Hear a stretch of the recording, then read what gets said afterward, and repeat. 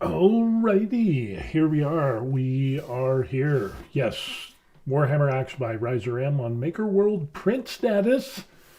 We're doing the update on the print status to see where we are with the Warhammer Axe from riserm. Yeah, it's we've got a bunch of parts, as you can see there, from all of the other plates. Unfortunately, I thought it was four plates, and then as I started going through and looking at it, it's like, hey, I think I'm missing some stuff. And I downloaded the STLs, but it didn't have all the STLs. So yeah, it ended up being kind of weird thing. Had to go back and download the 3MF file. We got George. George pops up and says, howdy. Hey, how's it going? Good stuff. Just got back from the gym. Quick trip to the grocery store and dropped the wife off to get her nails done. I was going to go with her, but there's only one person to do nails, so I was like, nah, I'm not going to go. I'll save my pedicure for later, or manicure, or whatever. What is it? The manicure is for your fingers, and the pedicure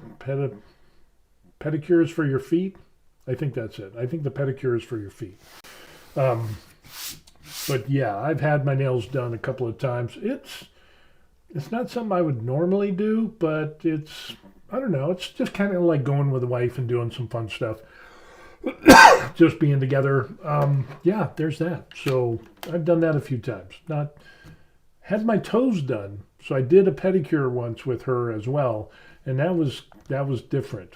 That was weird having another woman touch my feet because no one's ever touched my feet except for my wife. And so after 35 years, I thought it was kind of strange. And I'm a little bit ticklish, so it was kind of a thing.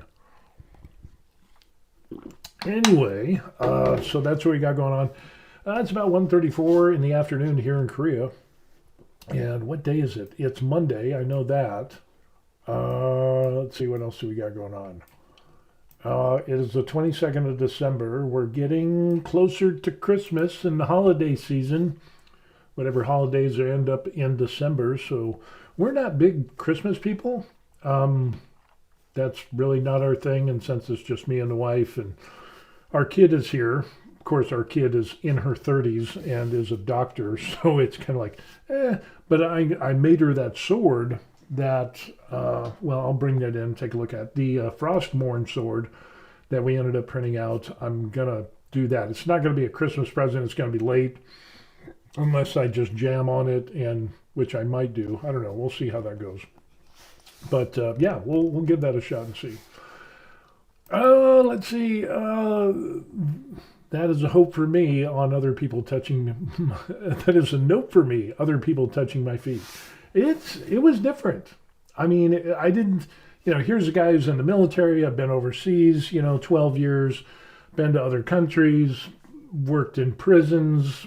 Been in riots, the whole nine yards. And it takes a lot to make me uncomfortable. But yeah, I was kind of uncomfortable. And then my feet are a little ticklish, so I was trying hard to laugh, not to laugh. And then the lady who was doing my feet, she was trying not to laugh because I was trying not to laugh, but yet, so it was kind of cute. It was kind of cute. But yeah, it was a little odd, So let's take a look at the K2 Plus cam, Chorality K2 Plus cam, and we see that it's not moving, so it's over. So what we're going to end up doing is we're going to go and pull that out, the last plate, plate number 5.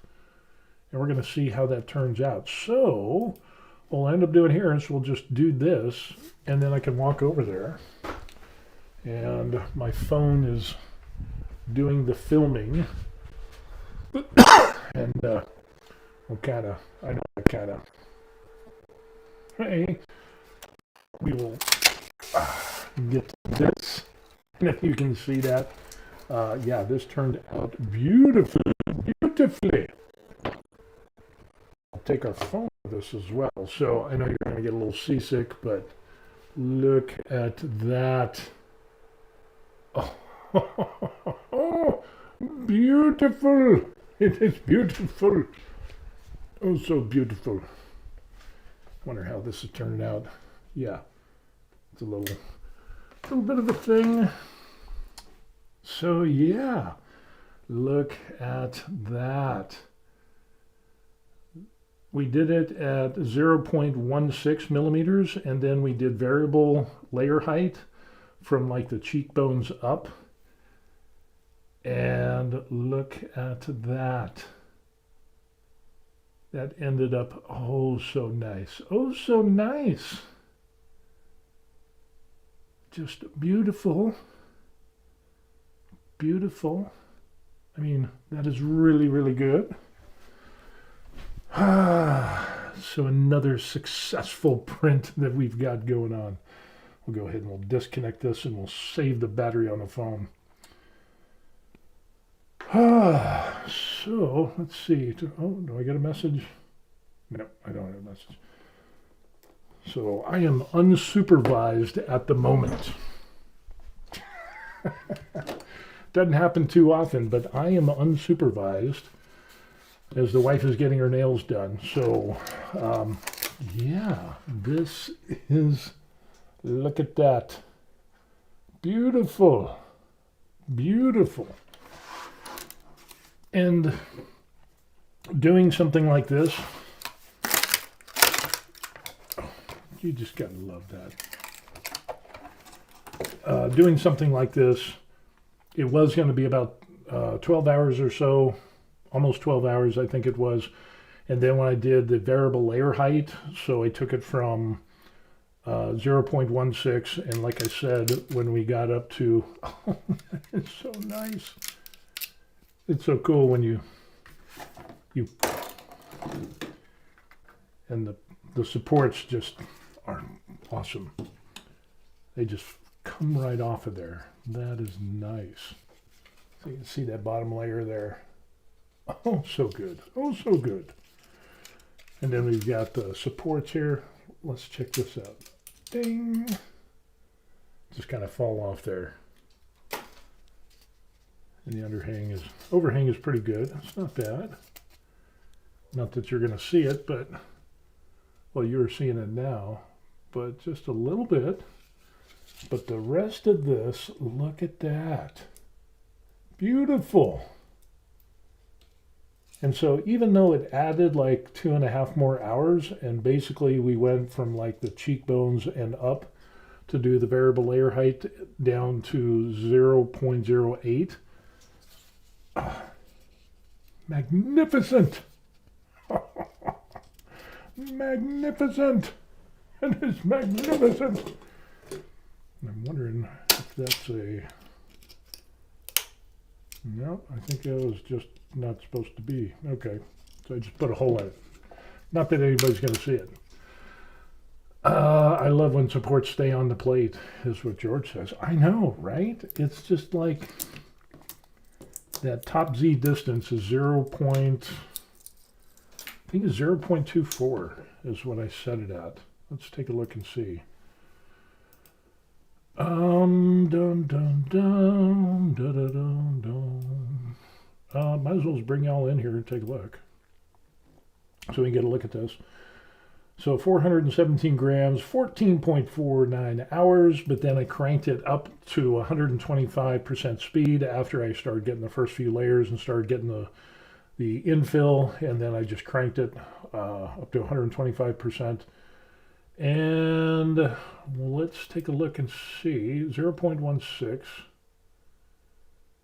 wall generator Arachne, 3 wall loops, and sparse infill of 8%, adaptive cubic, and speed, nothing really crazy or outstanding there, normal, except for the overhang speed on that first one. I changed that from 0 to 60, I think it was. Yeah. So that was 60. And then what was the top Z distance is 0.24. So the supports are there. They come off really, really nice. It is so, so nice. So let's get back. But yeah, that turned out really good. I was really, really happy with that. So, and the little supports just, these didn't go on the plate. Oh, they're so close. It's just like, the stock settings. I will never use the stock settings again. It is just so nice. Let's see if we can get this one out. Come out, come out. Nice. George ends up saying, I just finished a Vortex fruit wash bowl as a Christmas gift. Oh, cool. Nice. I think I'm going to end up doing that Frostmourne sword is going to be a gift for my daughter. So, and I've got something else as a gift for her as well. Well, she wanted me to print out something, and it was one of the things that I printed out, and then, gotta love it. And I've been putting it off for so long. It was like, oh my gosh, one of these days I got to get that going. So yeah, I've been remiss in that duty, but man, again, the results on that, look at that. And another guy that has visited the channel, what was his name? He was on the last feed. Well, he ended up sending me an email and showing me the minis that he printed out. And so I was like, now I printed out some figures, but I haven't done minis, like 32 millimeter minis. But I'm seriously thinking about doing that. And yeah, we'll see how that goes. So maybe I'll print out some minis at 0.08 with a 0.4 millimeter nozzle, and we'll see how that goes. Man, those turned out really good. And this ended up being good. The knurling on this, look at that. That just came out so sweet.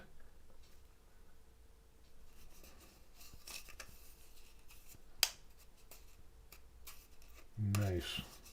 So that's part of the handle there. And here it is. Oops. Here's another one.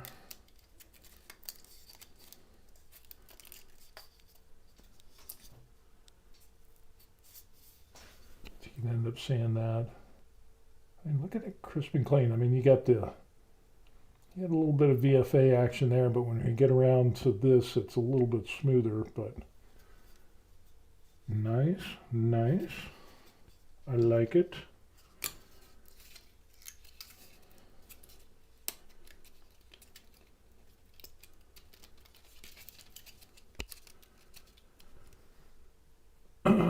George ends up saying, I've been printing Flexi Dragon toys for a 6-year-old because she loves them. I've done some dragons and stuff like that. Dinosaurs. I've been doing some dinosaur flexis for my wife's brother's daughter who's married and has a kid who's about that age. So yeah, that's kind of fun. I don't know if that's a... I'll have to look on the models because I think... I'm not sure if these got holes or not. Let's see. You gotta take a look at these models and see what the deal is. And let's see. And froze. Okay. We will save. We'll do that. But yeah, little girl, she digs the little flexi dinosaurs and stuff like that. She loves those. So I've made a number of those for her. She digs them. So, and it's kind of cool to be able to make stuff like that, especially for little kids. It's like, that's cool. You know, make it custom, something they can't get. George says he's gone through a lot of silk filament. I bet.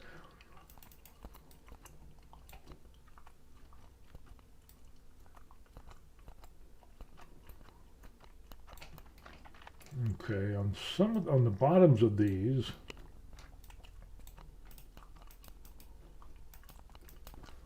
seriously, if I can take a look. Let's see what we got here. So these are the bottoms, and so on these, I guess there is a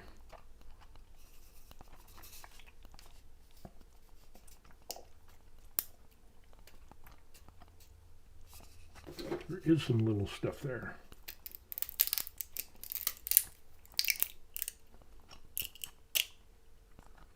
Or maybe not.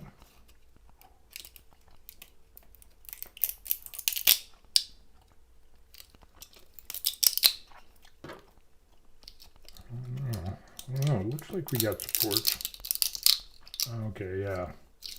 Just that bottom layer. So I guess the model ended up being a little, that first layer ended up just, so I think that's the model. I don't know, because it just blended right in there. Oh, there we go. Okay.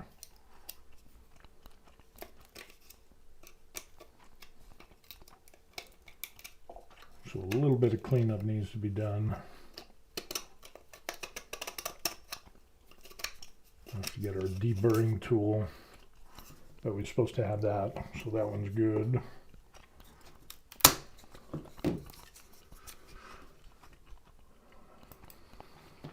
George says interesting connection points. Yeah, kind of a, and those little, let me see if I can get this off.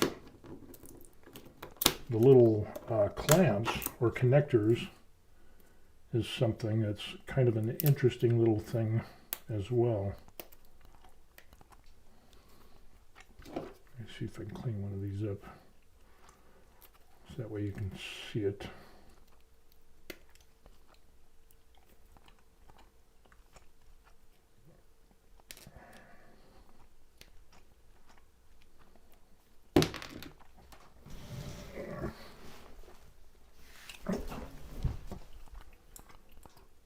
So it ends up, so it has that little clip, and that's what how they clip in there. So this is going to be a,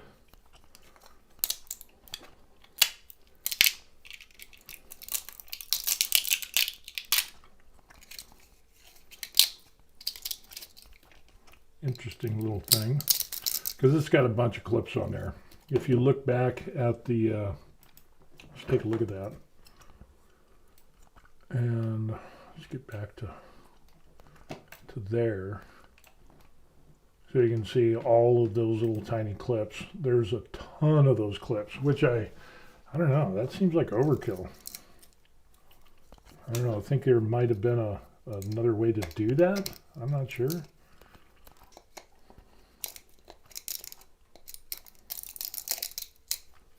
But, it is what it is. You know, free model, so, you know, no big deal. And other people have printed it out. George says, I think I prefer that over the threaded one. That's true. And then we've got Concept Gaming comes in. Welcome to the show. ASMR printing. I know. They're so good taking off the supports. And taking a look-see for all of this stuff.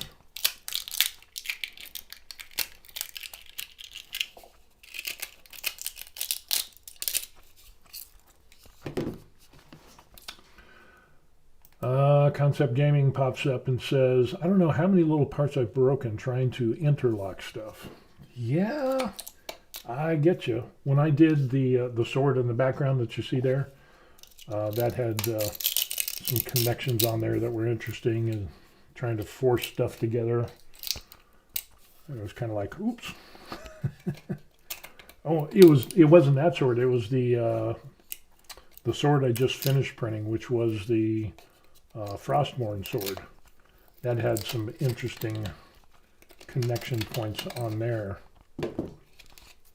And the one on the wall there behind me, that one is really nice. I really like how that guy, Sar, S-A-R-W-T-I-N, did those. You find him on Makerworld. But those turned out really, really good. And let me take a look on these cylinder ones.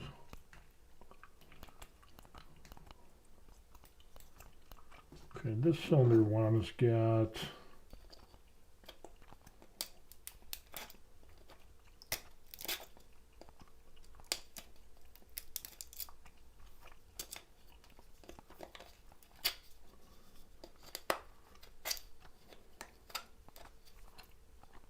that one's got like a little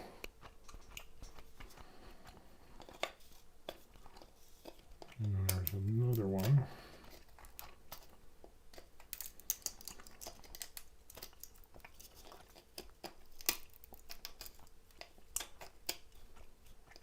Not too bad.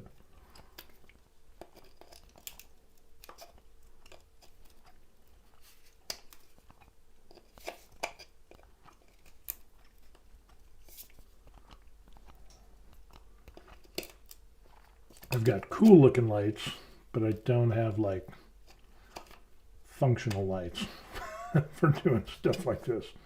So I'll have to do another video when we put all this stuff together. I'm not going to do it all in this video, but I'll have to clean up some of these edges and everything and make sure they fit together before we throw that all in. And that one's good. We got that, so we can take off, and for the most part it turned out pretty good. We have the other pieces that were printed out that came out really nice. You can see that there, real good edges, connectors. The back side ended up being really nice. So I got to dig those out as well. And let me get these little clips.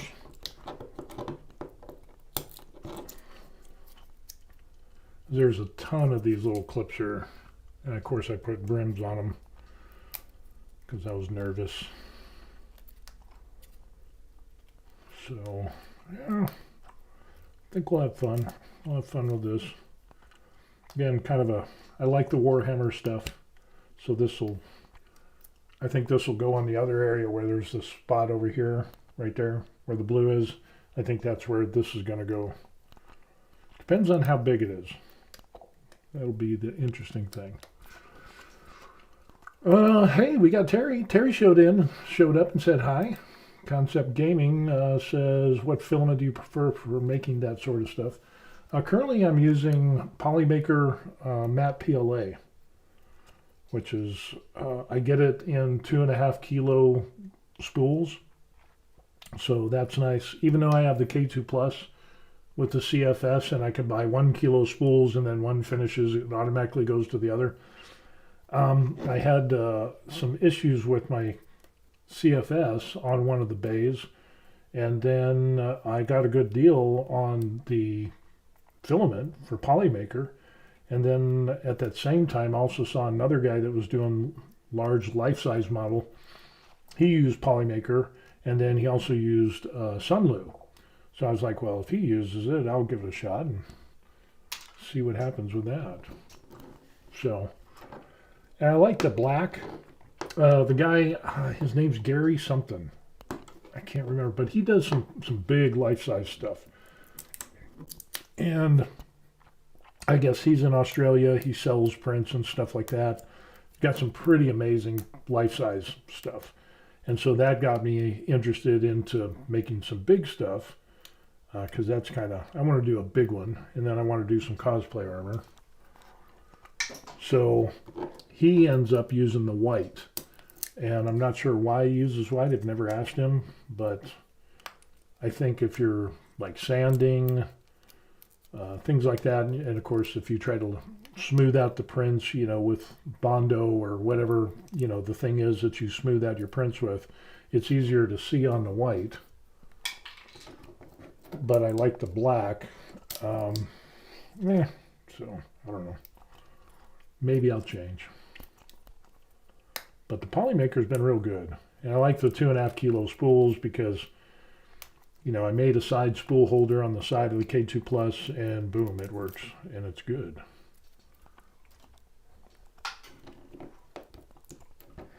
Come on, get off there. So, we're kind of working our way up, excuse me, kind of working our way up to doing some cosplay stuff. I've got the Doom Slayer Eternal armor from Galactic Armory that I want to do. And I printed out one helmet, but I'm waiting for them to get their form fitter program done before I go knee deep into that, because I want to have a good program to size up the armor and all that stuff. So, Concept Gaming said Sunloose seems pretty good. I've been using a bit of it, more of the multicolored silks. In all honesty, I haven't even printed with silks yet. And I've got over 1,000 hours on my K2 Plus. I've done some Pet G, but everything else has pretty much been just the PLA. So, one of these days, I'll get into that.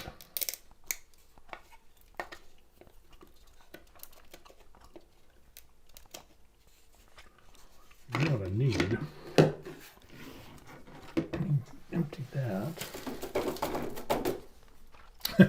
My wife, I don't know if any of you are married or have a significant other, but it's like, she's like, there's all these little plastic pieces everywhere. It's like, I know, isn't that weird? Sorry, my bad. Oh, let's see these pieces. Connector holes and everything. Oh, this turned out really good. See that there? Yeah. Nice. Nice, nice.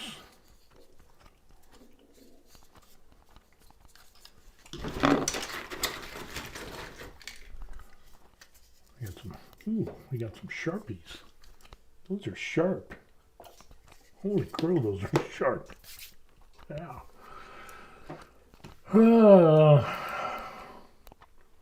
Yeah, it's worse than Legos at times.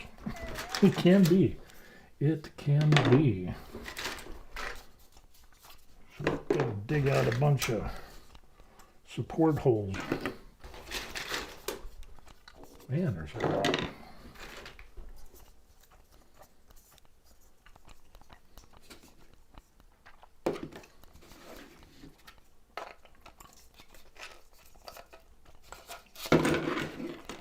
This one, I'll go over here.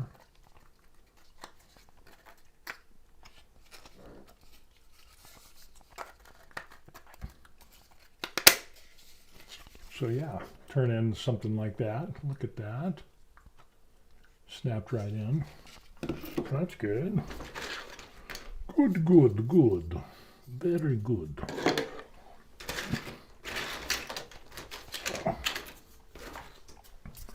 Reaching into the bag of tricks. Some of these I gotta go through and find. That one's good. That one's good. This will just snap into here.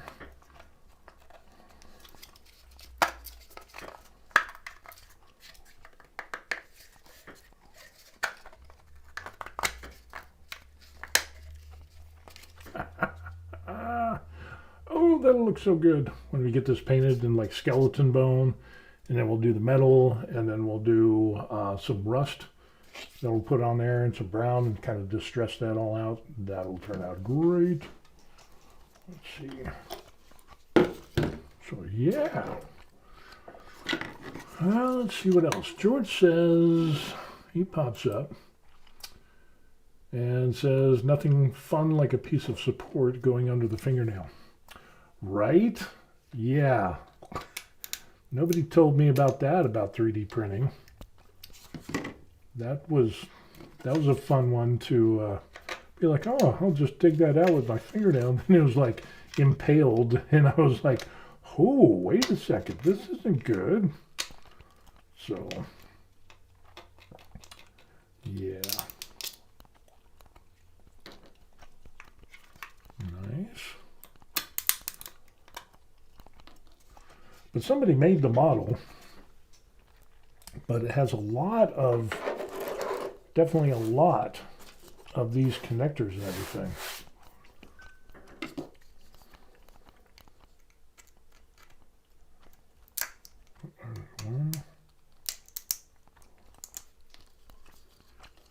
My wife is always like, there's all these little pieces in here, and she's a clean freak. So, yeah, doing my hobby stuff, it kind of bugs her. I mean, she understands and everything, but it bugs her. And it bugs her that the little plastic pieces don't bother me being on the floor, you know. It's like, yeah, it's like, well, whatever. It doesn't really bug me. So, interesting dynamic that we have. There's another one. So I don't know if you all have that same problem. But, yeah, there's another one on there. Yep. Boom. So again, a lot of those there. So fitting all this and doing the dry fit will be interesting.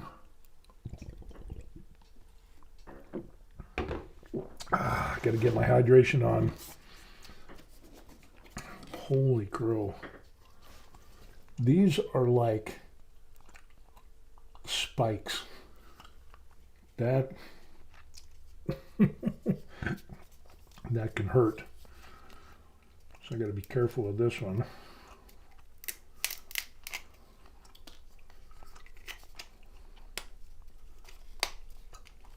Damn, man. That is, it's going to be, where is that on the, that is going to be rough. And take a look at the picture on this. Where is the picture? Let's take a look at the picture. I want to find out where the handle with the thorns is at on this thing. So here it is. That. Holy crap. That's there? Oh, that's not good at all. So that handle's good. That's good. That's smooth. That's okay. This is the big problem here. That. Holy crap. I mean, look at that. That can draw blood. The people who do 3D printing, that is enough to draw blood there. That is, I mean, that reminds me of like a thorn on a rose bush. It's just that pokey, and oh, we're going to have to sand that down big time because there's no way. Holy crap. Grabbing that would just hurt in and of itself. I mean, everything else looks cool on it. I mean, look at that. That's sharp. But that is extreme. That is literally sharp. So it's like the top's fine. So that piece right down there, that is going to get you. That is, I don't know why he made it like that. Maybe it's just to draw blood. Maybe it's blood for the blood god. Maybe that's how that works. Holy crow. But it is an amazing, I think we're going to have to sand those down for sure. It's like, wow. Hey, we got a little bit, I seem like I'm a little bit too orange.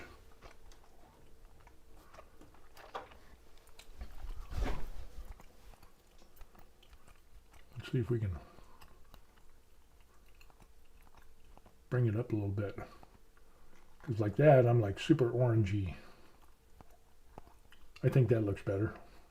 I'm not as orange. We can go like really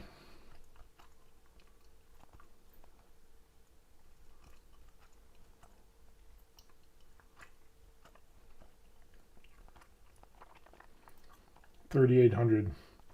That's cool because this is the Godock key light, and it has this little magnet remote, and it's got the battery in there, so you can change the dimness and everything, and it's just cool. They also have an app, but I figured once I usually set this, it's good. But I was messing around with it the other day when I was doing a live stream with the phone, so that's why it ends up, the color was off. I was like, man, I'm looking like Orange Man there. Too much orange, too much carrot, too much carotene, maybe that is it.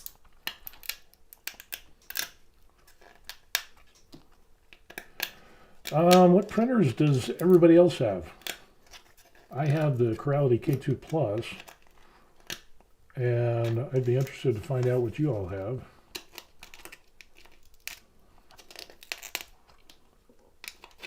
So, there's another one. And I'm thinking about getting another printer. And the more there's more plastic on the floor for the wife to freak out about. But it ends up that I'm thinking about getting another printer. And I'm really tempted. I was thinking about getting the K2 Plus, another one of those.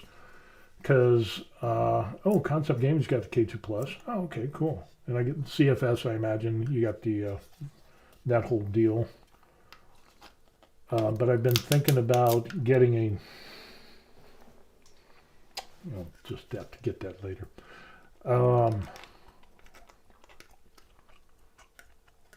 Seriously. I know there's got to be more somewhere on here.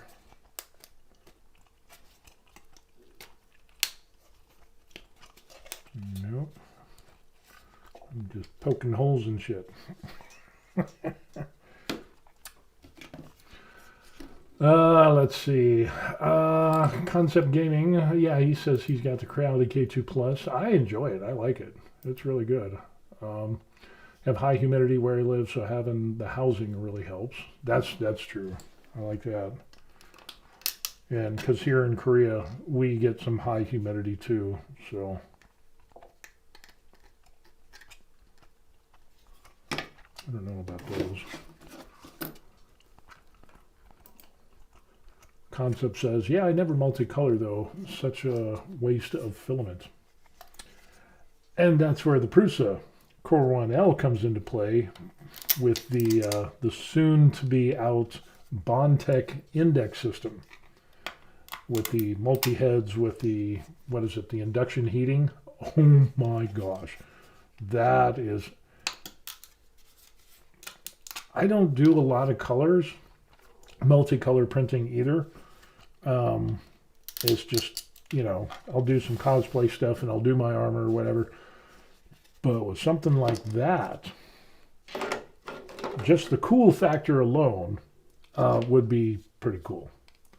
So I'm seriously being tempted with the Core 1L, and eventually they'll end up having that index system for that as well, which is going to be supposedly first quarter next year is going to be for the Core 1 for the index system, and then maybe the second quarter of next year they'll have the have that for the Core 1L. So again, thinking about it. That's an expensive printer. Whereas with the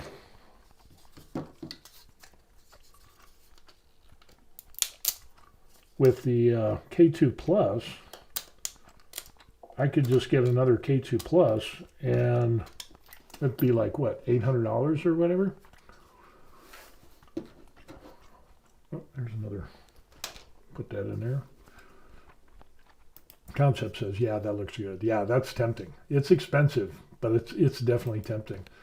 And then he brings up the Snapmaker looks good too. Yeah, that's like $850 or something like that. That is tempting, but I would want something a little bit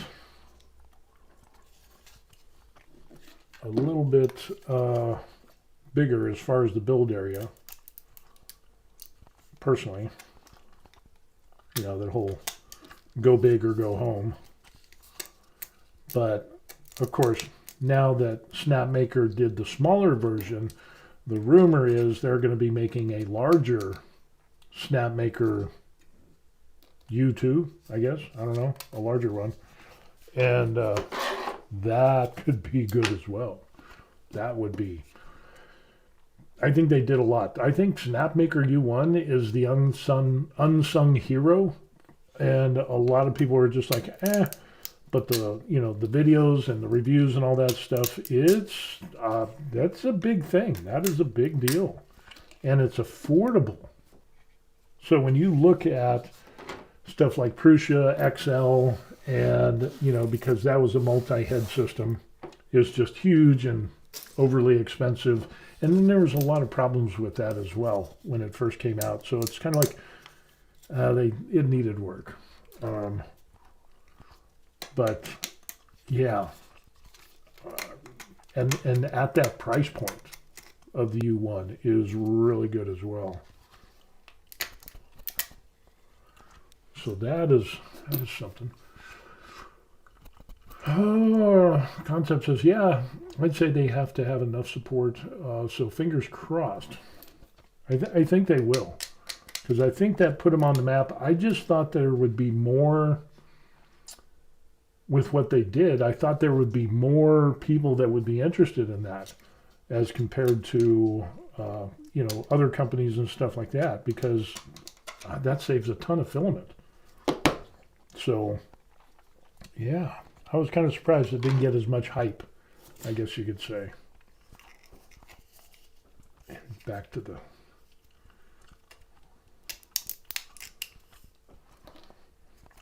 That is crazy. That will stab you. That will hurt you. If you grab that, oh my gosh. I'm definitely going to have to take a Dremel to that, because that is just insanely sharp. I don't get that.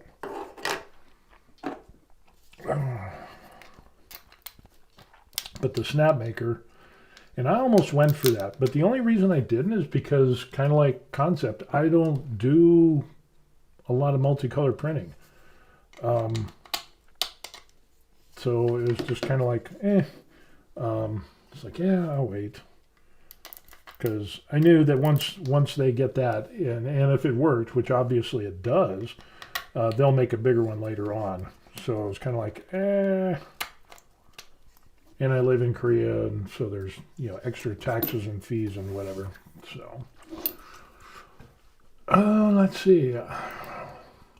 George says, they both look good, however, call me paranoid. The more complex something is, the more possible problems. That's true, but everything is just getting to the point now of where it's just wild on how far technology has gone, and I'm just really, really impressed. More stuff. More stuff for the wife to get mad at. Concept laughs. Concept says, I'd rather print it in gray or white, paint it with primer, then maybe spray the rest. Yeah. Oh, I got a lot on the floor. Let's see if I can clean some of this up. I try to keep clean. I think I do a decent job. I've seen some other, my hobby room where the printer's at is a mess. It definitely needs help. But I've seen some other people that have their stuff online, and I'm just like, man, they're filthy. So let me look over some parts here, and okay, we're good. These are good. There's no extra holes or anything for that.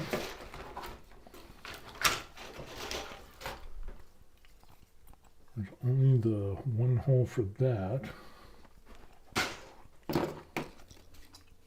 We're good there.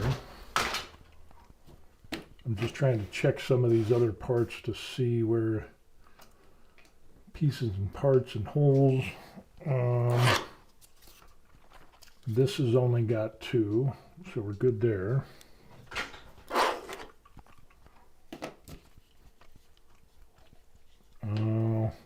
piece. That. So this one's got 2, so we're good on that. And trying to do shapes and colors, shapes and colors, shapes and colors.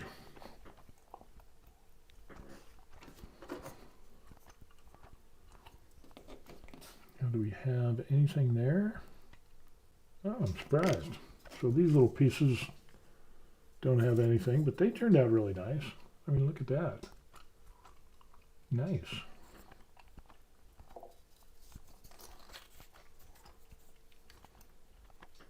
It's a crisp, clean model, that's for sure. Yeah, really good. Really good.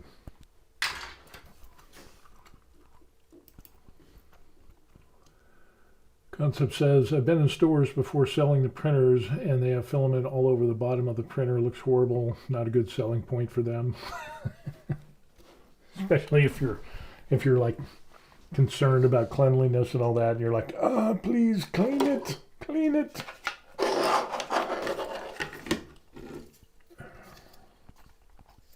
There's only 2 on these. 2 holes on those. Again, came out really nice. Let's try to find out some of these bigger parts. The only thing that messed up on this, and you can see that, look at how buggered up that is. Yeah, all around this here. That was odd. And it's almost like it's,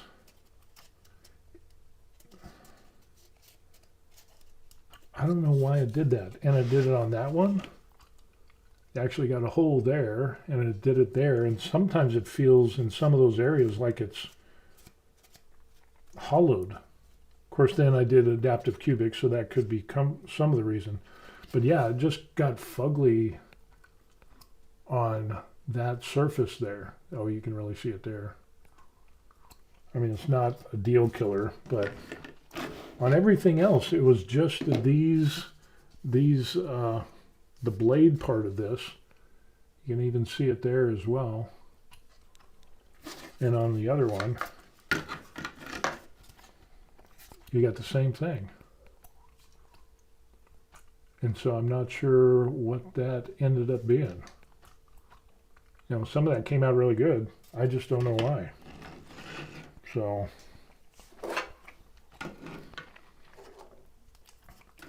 let me check out the spines of death and see if there's just that one hole on there.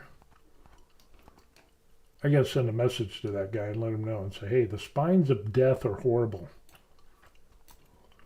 And where are those? There it is. That was on plate number 3 out of 5 plates.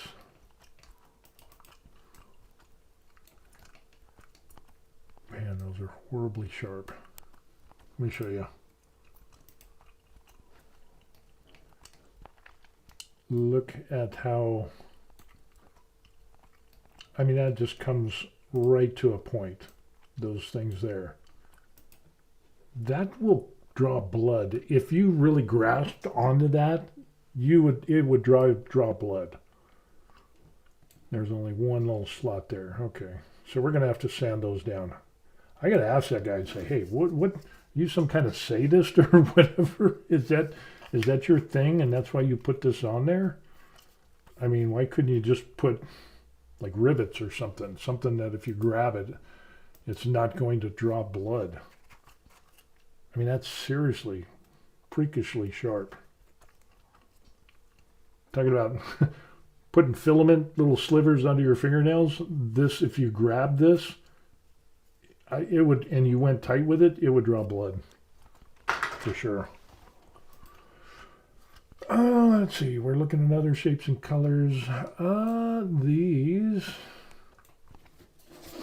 These have 2, so we're good on that. And let's see what is other one. Other shapes and colors. We've got that there. These have 3 on the bottom, so we're good on these.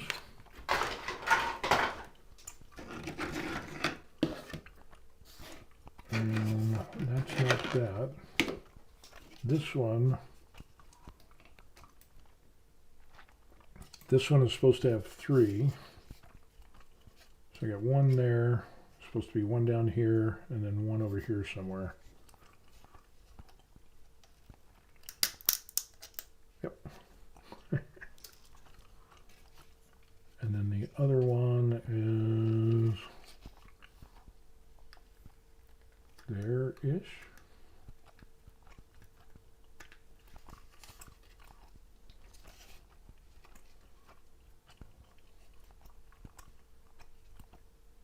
Here. Yep.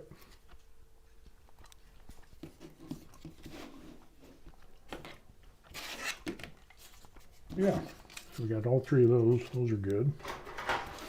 Now these big ones, I think this is going to turn out to be a real nice axe. I'm really going to be enjoying this one.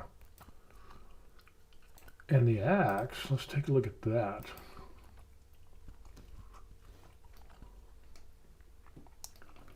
So we got 1, 2, 3, 4. So 1.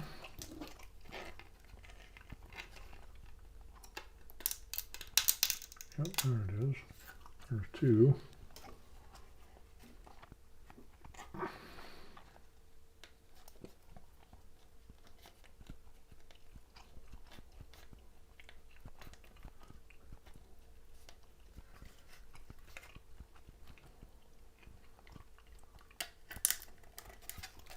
It's kind of like playing that, what was that submarine game? Battleship. Not the submarine, but it was Battleship, where you got the 2 sides and you got to like call the number B4, and then it's either a hit or a miss, and you can't see where the ships are at, so basically it's just like a guessing game. And this one,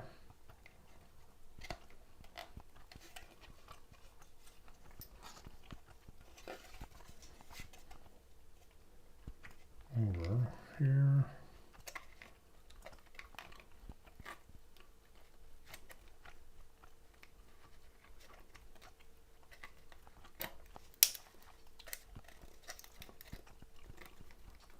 That one.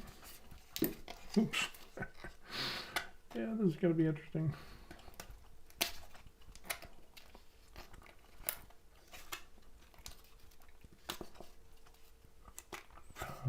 Yeah, that's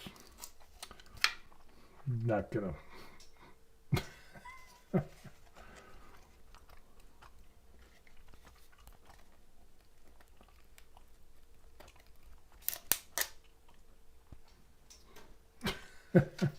I dug in the wrong place. Yeah, okay. Good thing it's on the unnoticeable side. Oh, and then the other one I already did. Okay, we're good. And we'll have to run a deburring tool on this, but that came out really good. That's pretty good. Pretty good. See if we can get back here. George pops up and says it was, come on, get up there, get up there. And it was the best feeling to take out the PT boat first. The PT boat. You lost me there. The PT, and it was the best feeling to take out the PT boat first. Am I missing something? I probably am. What are the odds of that happening? Oh, and I do have my deburring tool.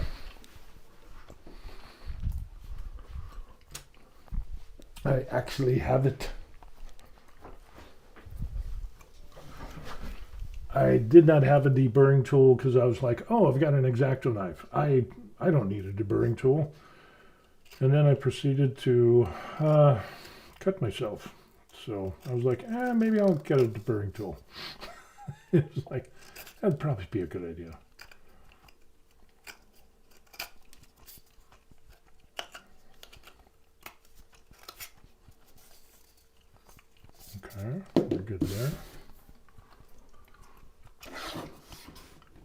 the PT, yeah. Best thing was take out the PT boat first. That's right. That was the little one with the 2 hits. Yeah. Yeah, that one was always the booger. Because as soon as you got a hit, it's like, and you got the second one, it was like, yeah, it was pretty much game over. But that was a cool game. I remember that.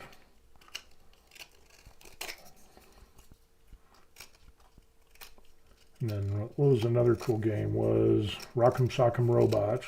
That was a cool one. I enjoyed that.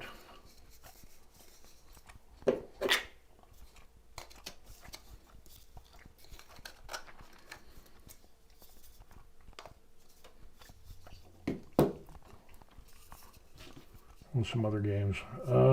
Let's see.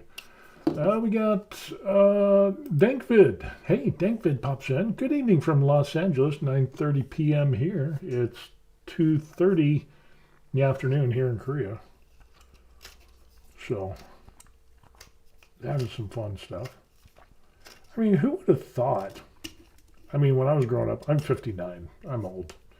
But could you imagine telling somebody and saying, hey, yeah, there's going to be a time where, yeah, you're going to be able to be on a computer and you're going to be able to do FaceTiming or face stuff like you see on Star Trek or whatever. And people would be like, no, come on, you're pulling my leg. It's like, no, really, it's going to happen. And now it is just so accepted. It's just amazing. You know, my daughter, she's a doctor and she has a significant other. And, okay, cool. Okay, no connectors there. It just ends up, well, it's got a little bit of a,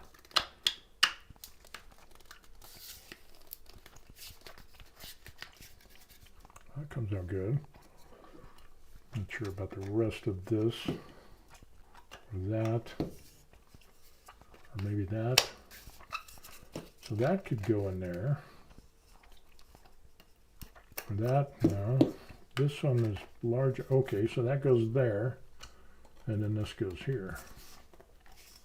So we got that. That's pretty decent. But anyway, so the daughter has a significant other. He's on Oahu, which is kind of interesting because that's where the daughter did her residency. Ouch. Seriously. And so that's where they met. He's still getting his PhD. He's just about finished up with that, and eventually they'll get together somewhere, sometime, somehow. But they were like, oh, it's so hard. We have a long-distance relationship, and it's just horribly hard. And it's my wife and I are like, seriously, really? You think it's hard? Let's see. Dankvid says good evening. He said good evening. George pops in, says howdy to Dankvid. Cool. But it was funny because the daughter, she was like, oh, it's going to be so hard to, have this long distance relationship. And my wife and I are looking at her like, you have FaceTime. You can live stream.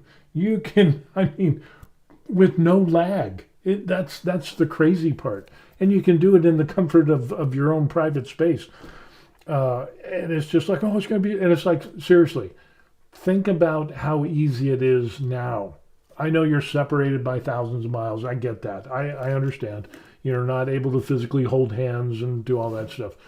But it was like, when I was stationed here in Korea, you got one phone call a month, and it was a 10 or a 15-minute phone call. You were authorized one phone call.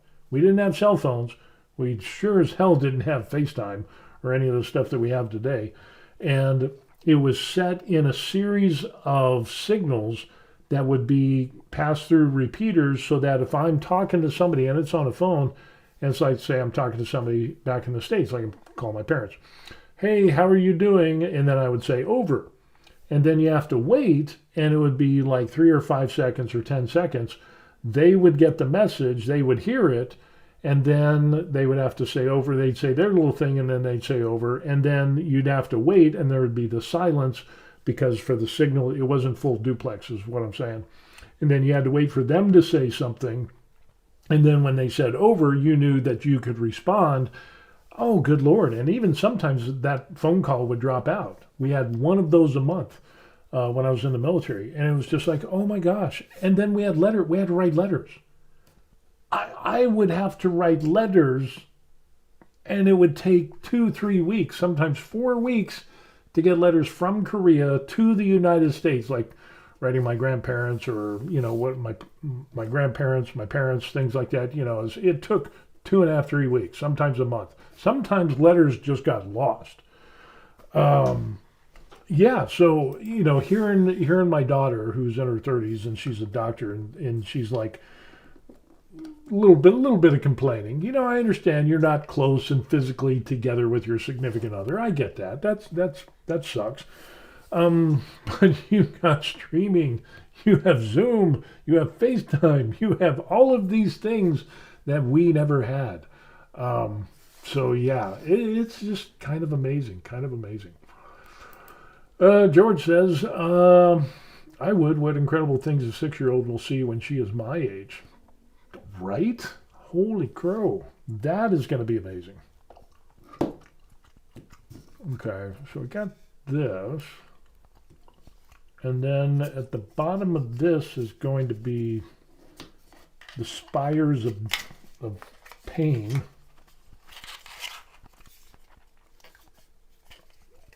So I guess that goes like that. Yeah. And then we have the smaller piece that will go like that.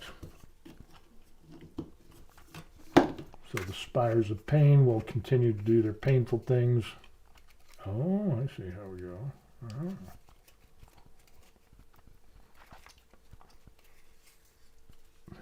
That just hurts. Good Lord.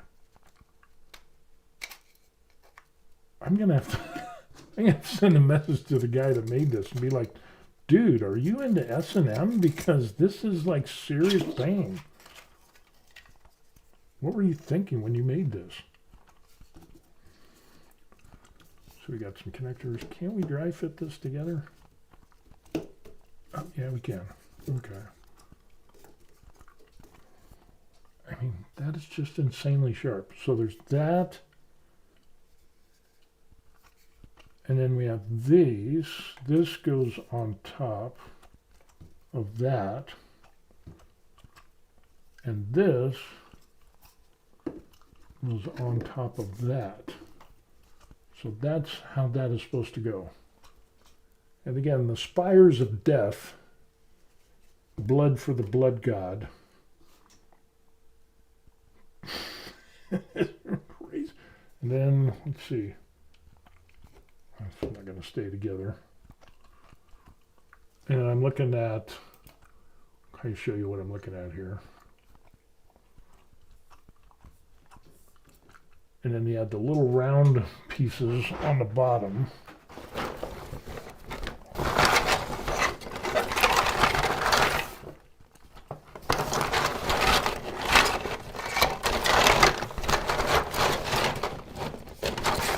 Here we are. So the end piece that we got there, that'll go on the bottom, which will be on the bottom of this, like that. So that fits together. See how this goes. So that goes like that. The good thing is it fits together. I mean, the dimensional accuracy is good.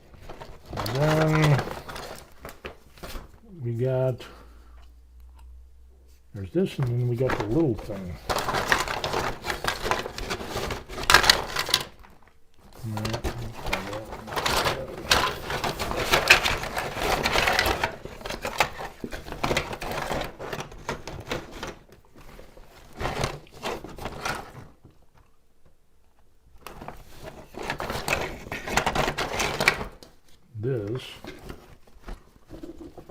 these go together, and then this will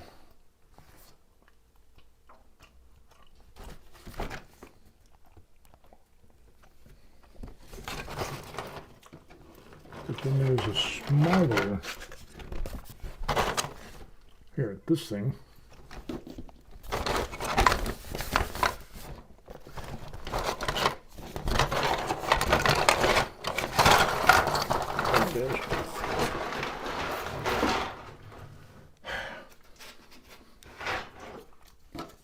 This goes together,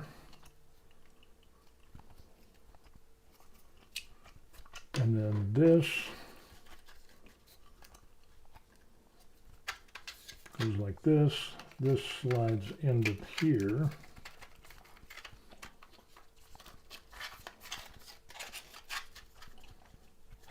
There's going to be a lot of super glue on this baby. So that goes together like that, and then this goes onto this, and it's got some, so that, and then the bottom piece with the spires of death will go together like that. That's pretty decent, and then a little pommel end. That's pretty decent size.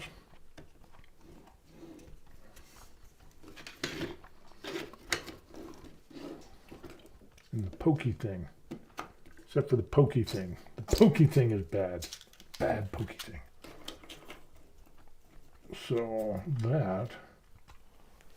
And what does this handle come out to be? This handle comes out to be just over 30 inches. And then the axe part of it, we can end up taking a look at that.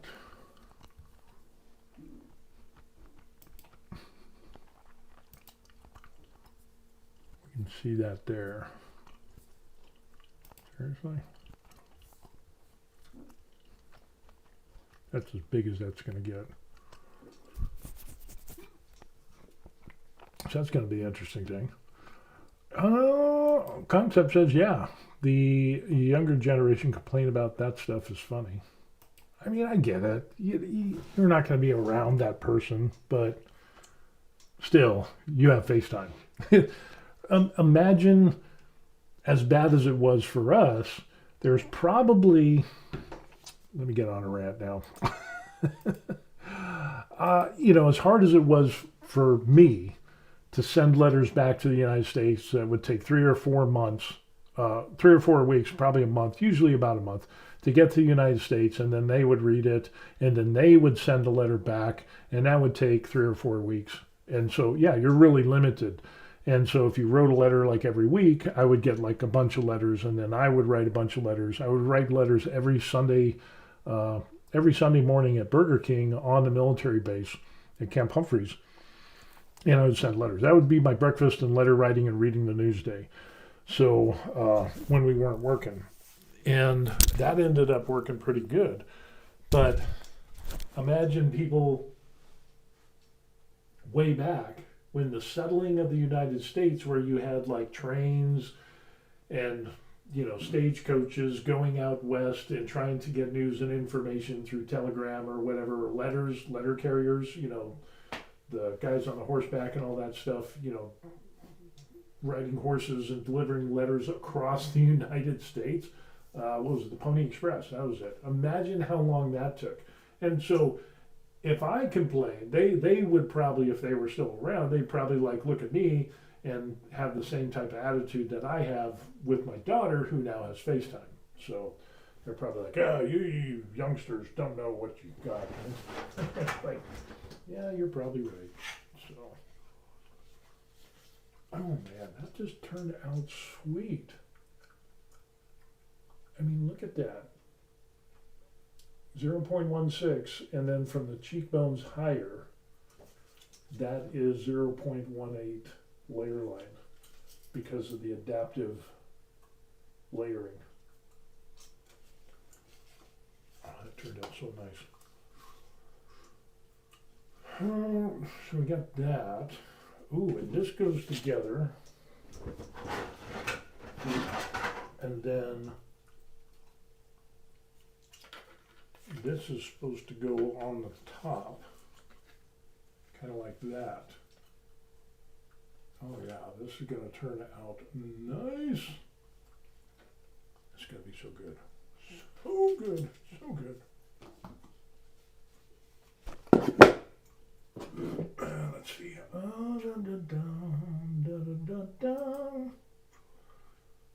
George says, my great uncle was first wave of Iwo Jima. The mail was so screwed up, it took 3 months to inform the family by mail that he was still alive.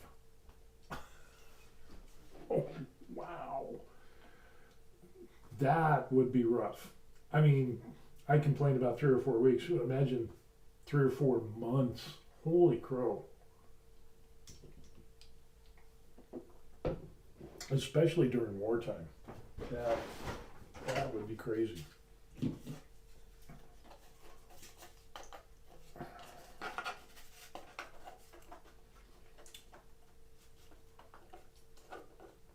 That is going to go like that. And then, assuming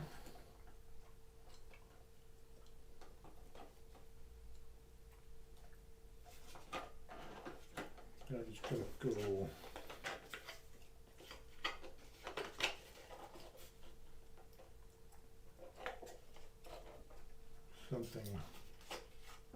something like that, which I think is about where we're going there.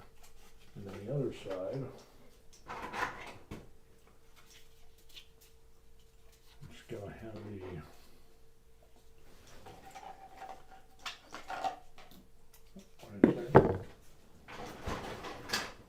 different holes. There's holes.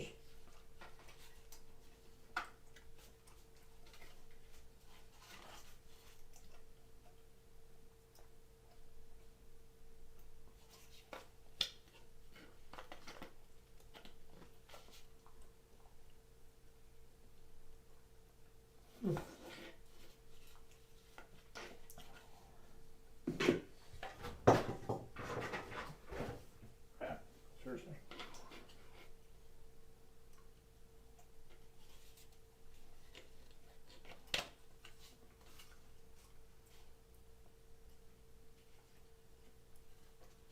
No, that's not that one.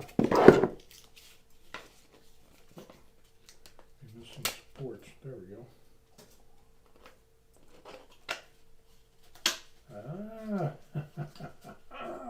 So we got that. And we have this. It will go like that. There we go. Look at that. And then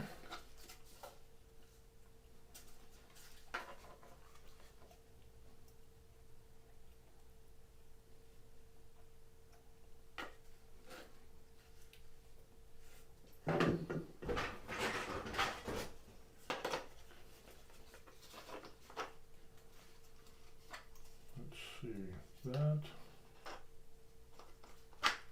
goes there.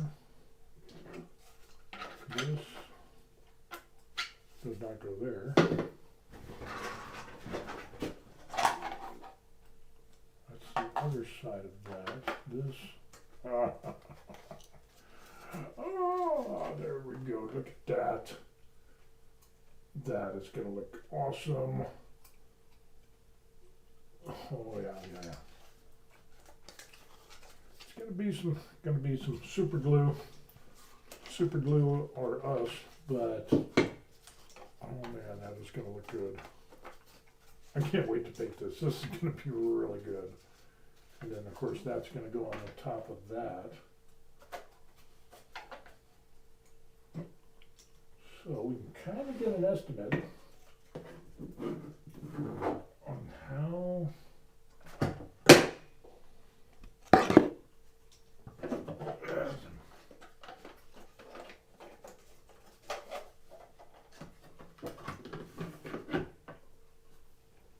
about like that. So let's see if we can do this.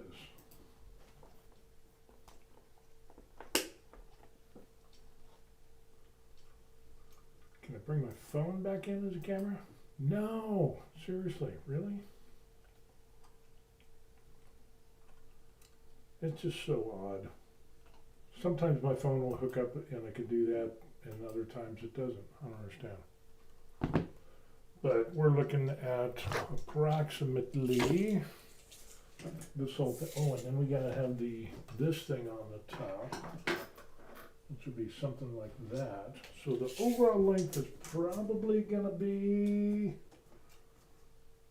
about 41 and a half inches, 40 and a half inches, maybe 41 inches. That's pretty good size. It's gonna look good. It's gonna look good. And the grip, what I like about the grip is that it's actually big enough and it's well proportioned. That's gonna look good. You know what I can do? I can do this.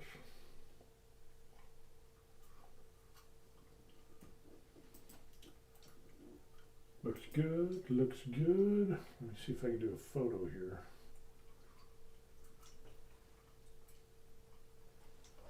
Just gonna stand up. Have to angle that a little bit.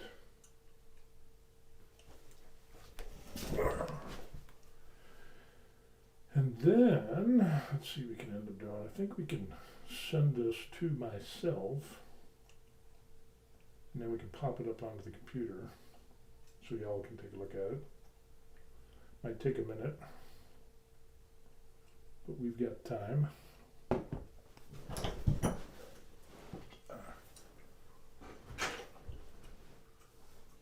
Yeah, that'll look good.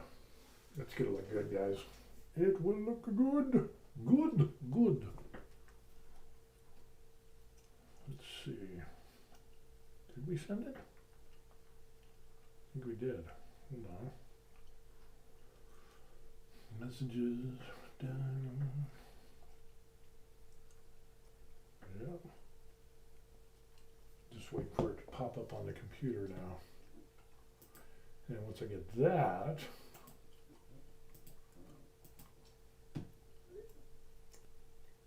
your beep. There it is. We'll download that. Boom. And we go to, no, not that, photos. Library. And come on, boom! Look at that. That is going to be good. Good, good, good, good, good. That is going to be awesome. I think that'll turn out great. Yeah, I'm pretty excited at that. That looks really, really good, doesn't it? That is going to be a good one. It's going to be a keeper there. Definitely a keeper. Can I rotate this? Yes, I can. No, not that way. That way. Yeah, look at that. That is going to be a good one, folks. I like that. Yeah, yeah. It looks impressive. And then, kind of like those other pictures that we saw on Makerworld, where we take a look at that and the way that some of the people that did that,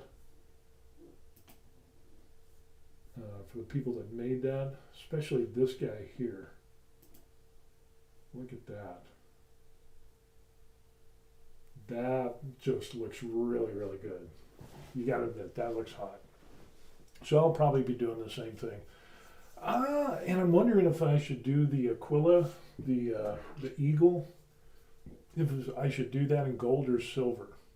I'll definitely kind of do the same color scheme, but I think on the part where, yeah, this like right there, I think I'll do a little bit of that in brown. And so the brown, we'll get some different colors. We can do some brown. The recessed areas will be black, so we can kind of get that contrast. And then that'll kind of tie in with the skull, which is kind of skeleton bone color-ish.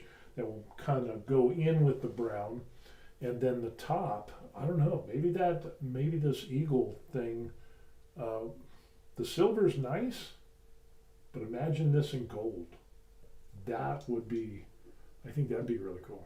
And then we're gonna have to throw in, I think I would do some different colors, like on the eyepiece there, maybe do something like a copper-ish, rusted iron type of thing, but that guy did a great job. I like the blade and everything. That looks really, really good. Looks like George says it looks like they filed the spikes. Let's take a look at that. Maybe. Yeah. Yeah, it does look like it. I'm going to have to leave a comment for this guy and say, are you into S&M and what's with the spikes of death on that one piece? Because those are pretty rough. That is just, seriously. You would have to wear gloves, thick gloves. But, get back up here.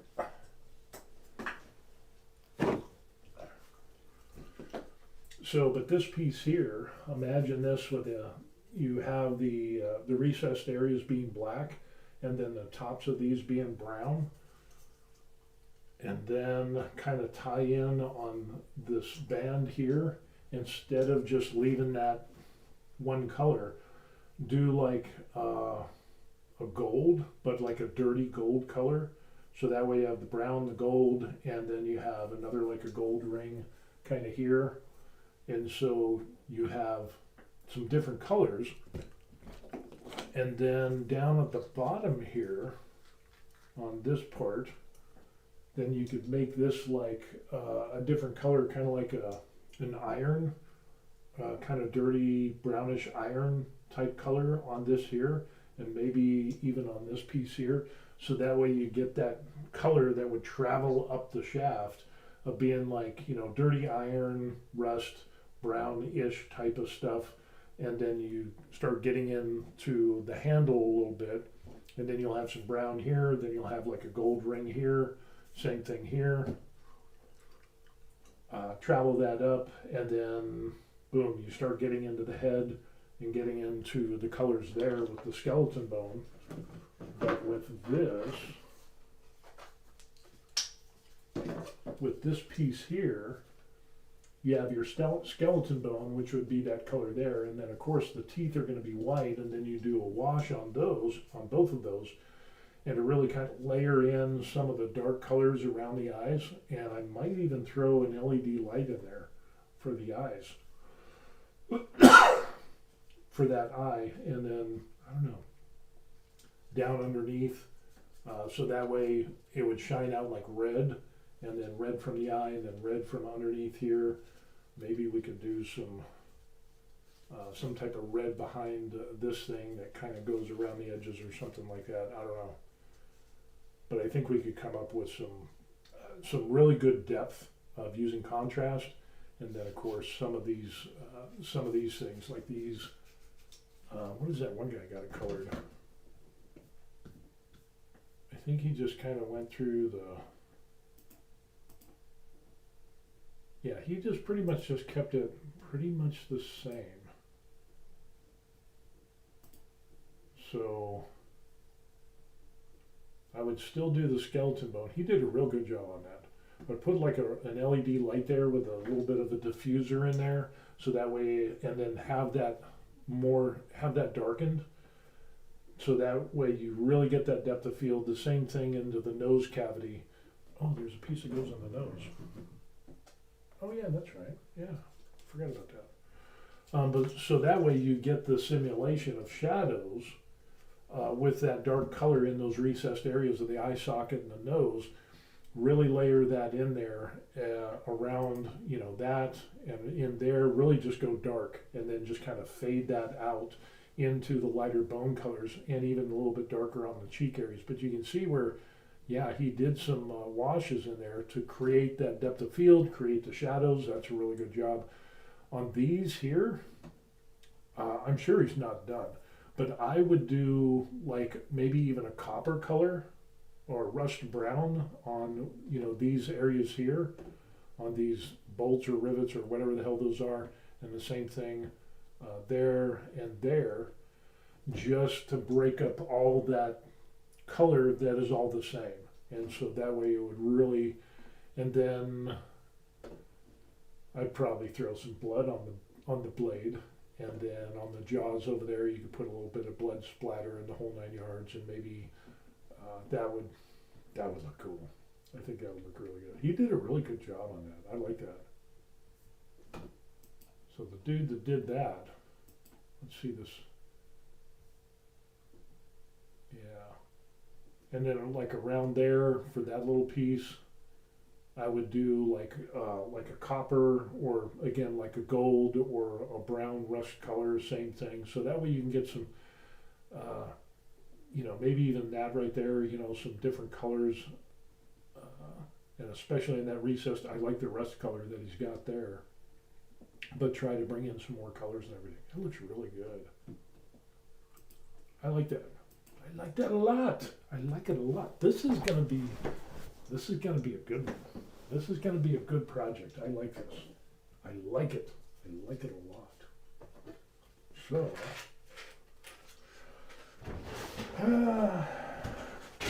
throw it all in the bag. Oh, I got a little bit of.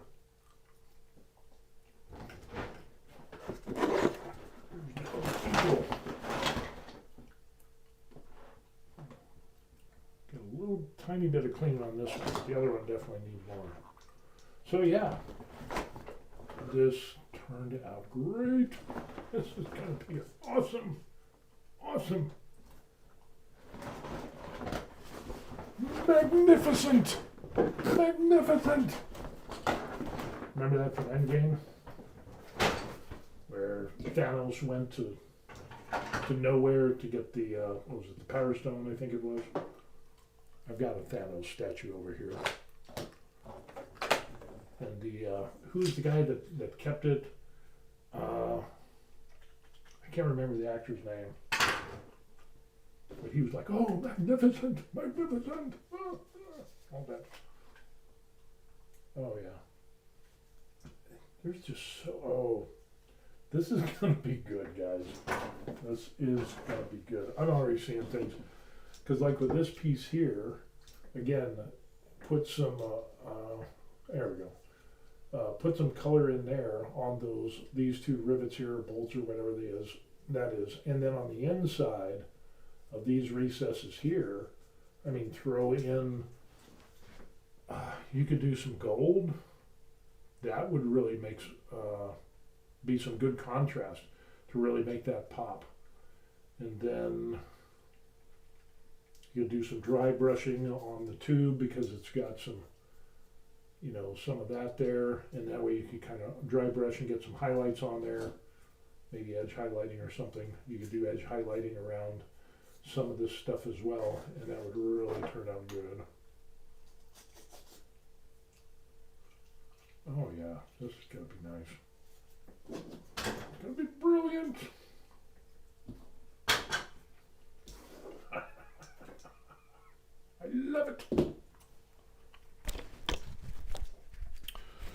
Oh, I had my mic over there. I had my mic on here and I forgot about that. Sorry about that.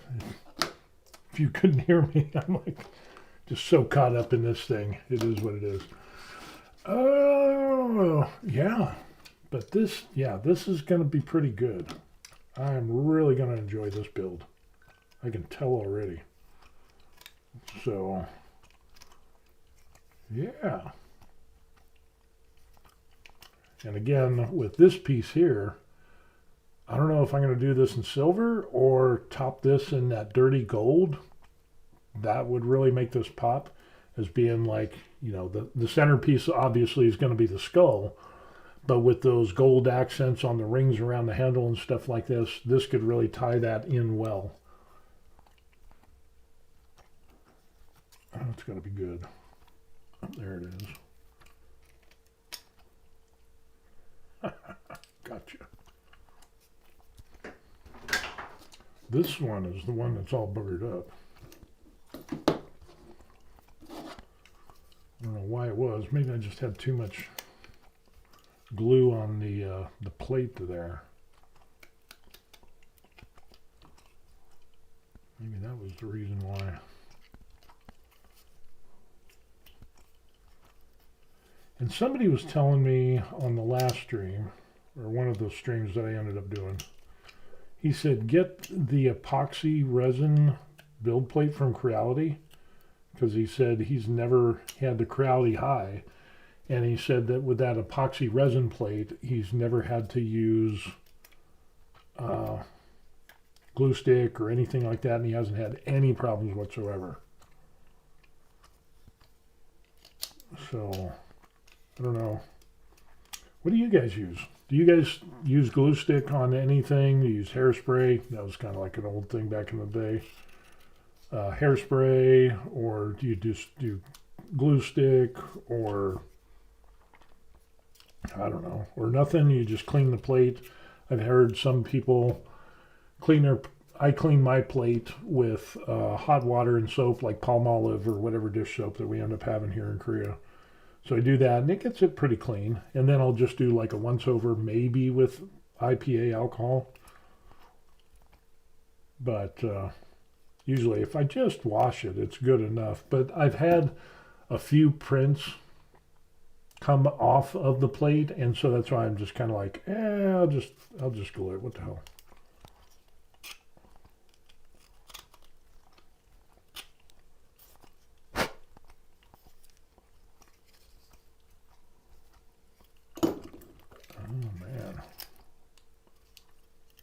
Oh, that's not too bad. Just little dingleberries that we got hanging on here. Look for some of those. Pull out the Sharpie.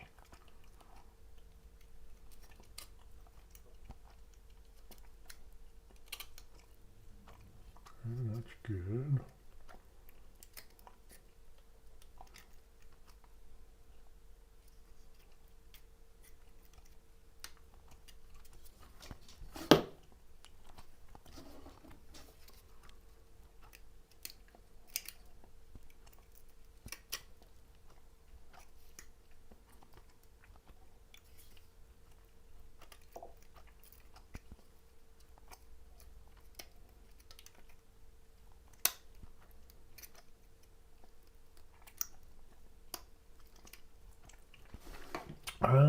Let's see. George says he has a textured PEI plate. I think that's what I got, that gold one I have. And of course I have the stock one as well. I still have, I had a couple of prints that just didn't come off of there. Or that came off of there. So.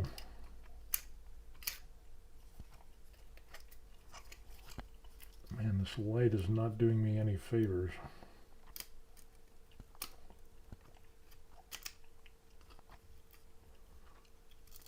This is not conducive to good hobby work.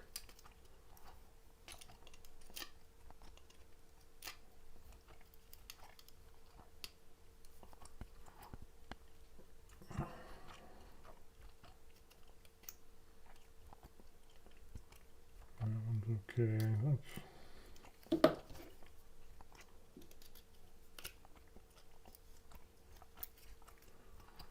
Man, this one had a lot of. That brim just really stuck on this one. Not sure why.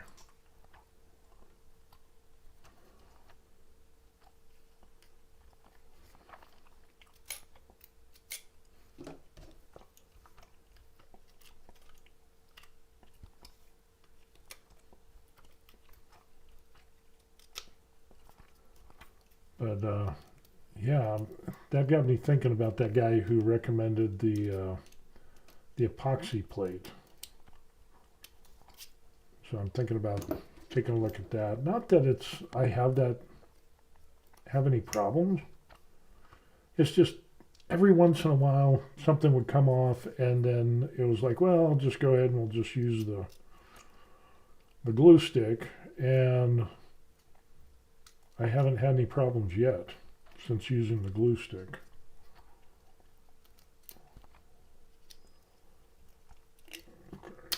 there. Come off. Come off of the awesome print. There we go.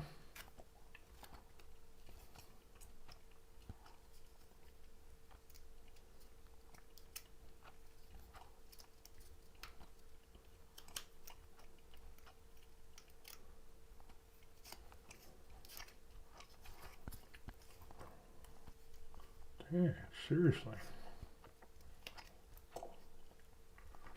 It's like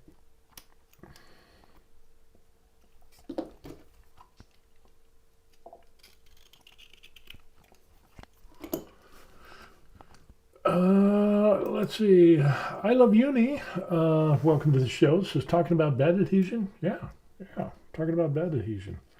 Every once in a while, I'll get a print that doesn't adhere well, and it's rare, but just to give me that warm fuzzy, I've just gone ahead and used glue stick, and then I've never had a problem since.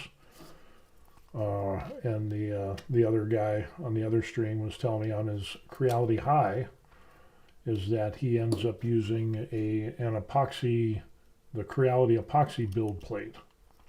Epoxy resin build plate, that's it. And so I was kind of interested to see that, and maybe that would be a thing. But, you know, with the glue stick, I can do a glue stick, like I'll do a full, I did these 5 plates for this axe that I'm doing. And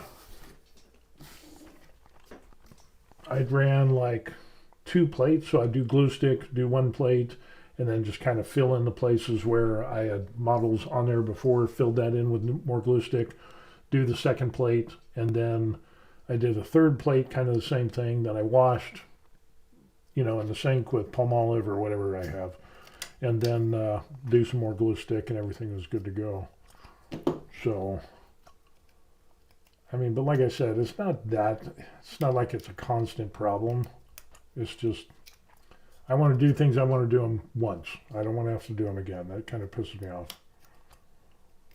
So, I'll do a little glue stick and keep my sanity, because I'm a pretty linear type of person. And if I get out of sync and out of that progression of 1, 2, 3, 4, whatever, that bugs me. And seriously. And what also bugs me is this brim that I put on here, which is probably something I didn't have to do, but again, it gives me that warm fuzziness.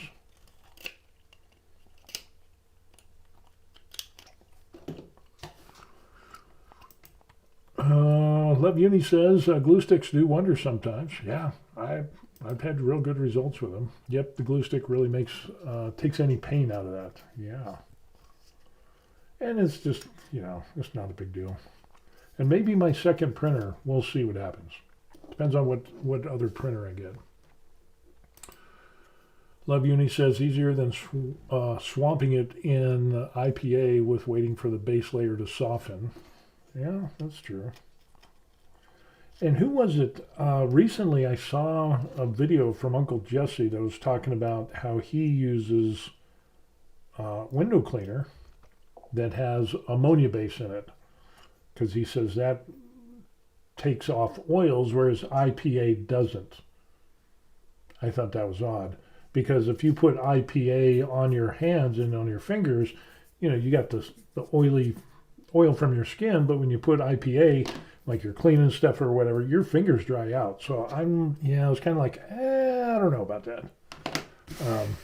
Maybe ammonia helps take oils off, but I don't think it takes it off better than IPA. I don't know. We'll see. Which I've had to do with failures. Oh, that makes sense. Yeah. So we'll see. I mean, but whatever works, right? If you use window cleaner that's got ammonia, I mean, ammonia is kind of like IPA-ish. So if that works, I mean, go for it, run. Definitely not a problem there. Yeah, I think this turned out good. Turned out good. Good. I think we're going to do that in dirty gold, folks. I'm really digging. We got to bring some other colors in when we paint this baby up. It is going to be a thing.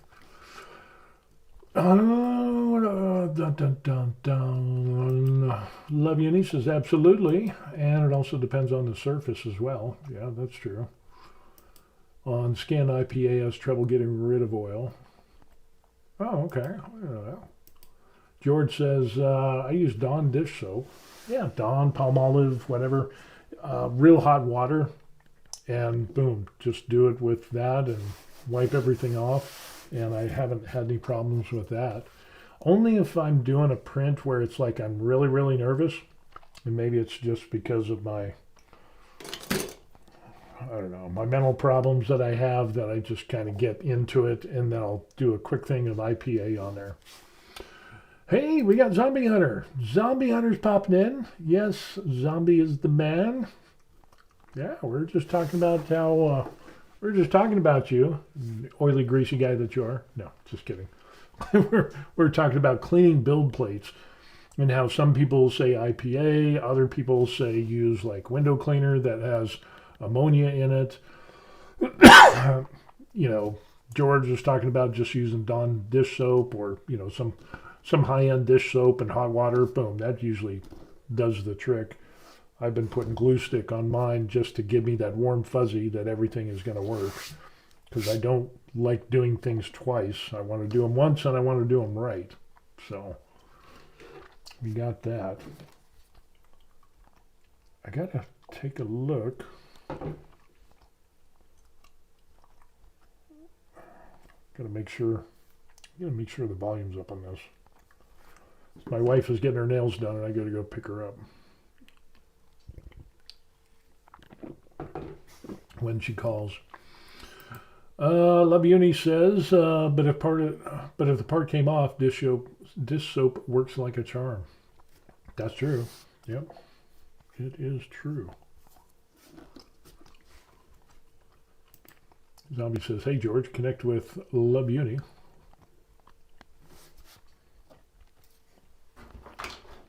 But yeah, so we got all the, we have the 5 plates. We have the 5 plates and all the pieces. And yeah, and we took a little picture that we can see over here. And yeah, that's going to turn out really good.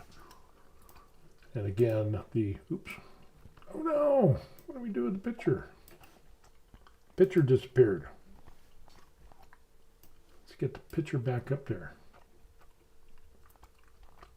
And I can do this.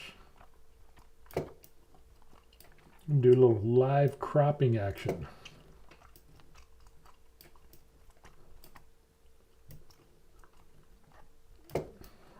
And we can rotate. Dun dun dun dun dun dun. There we go.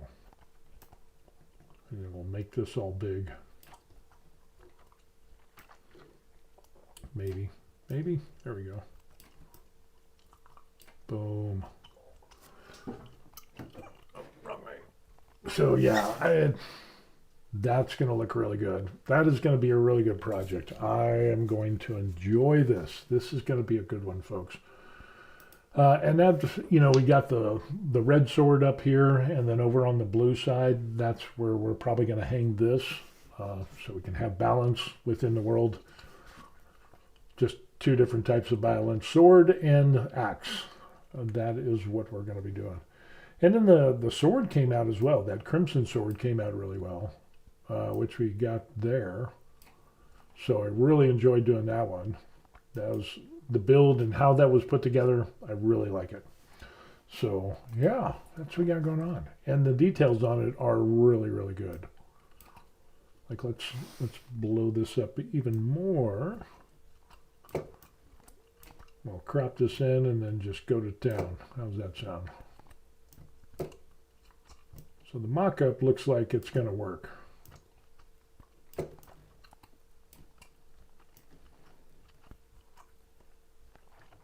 But look at that. That turned out great. I mean, 0.16, and then as soon as it hit the cheekbone area, I did the variable layer height at 0.8. Perfection. Perfection.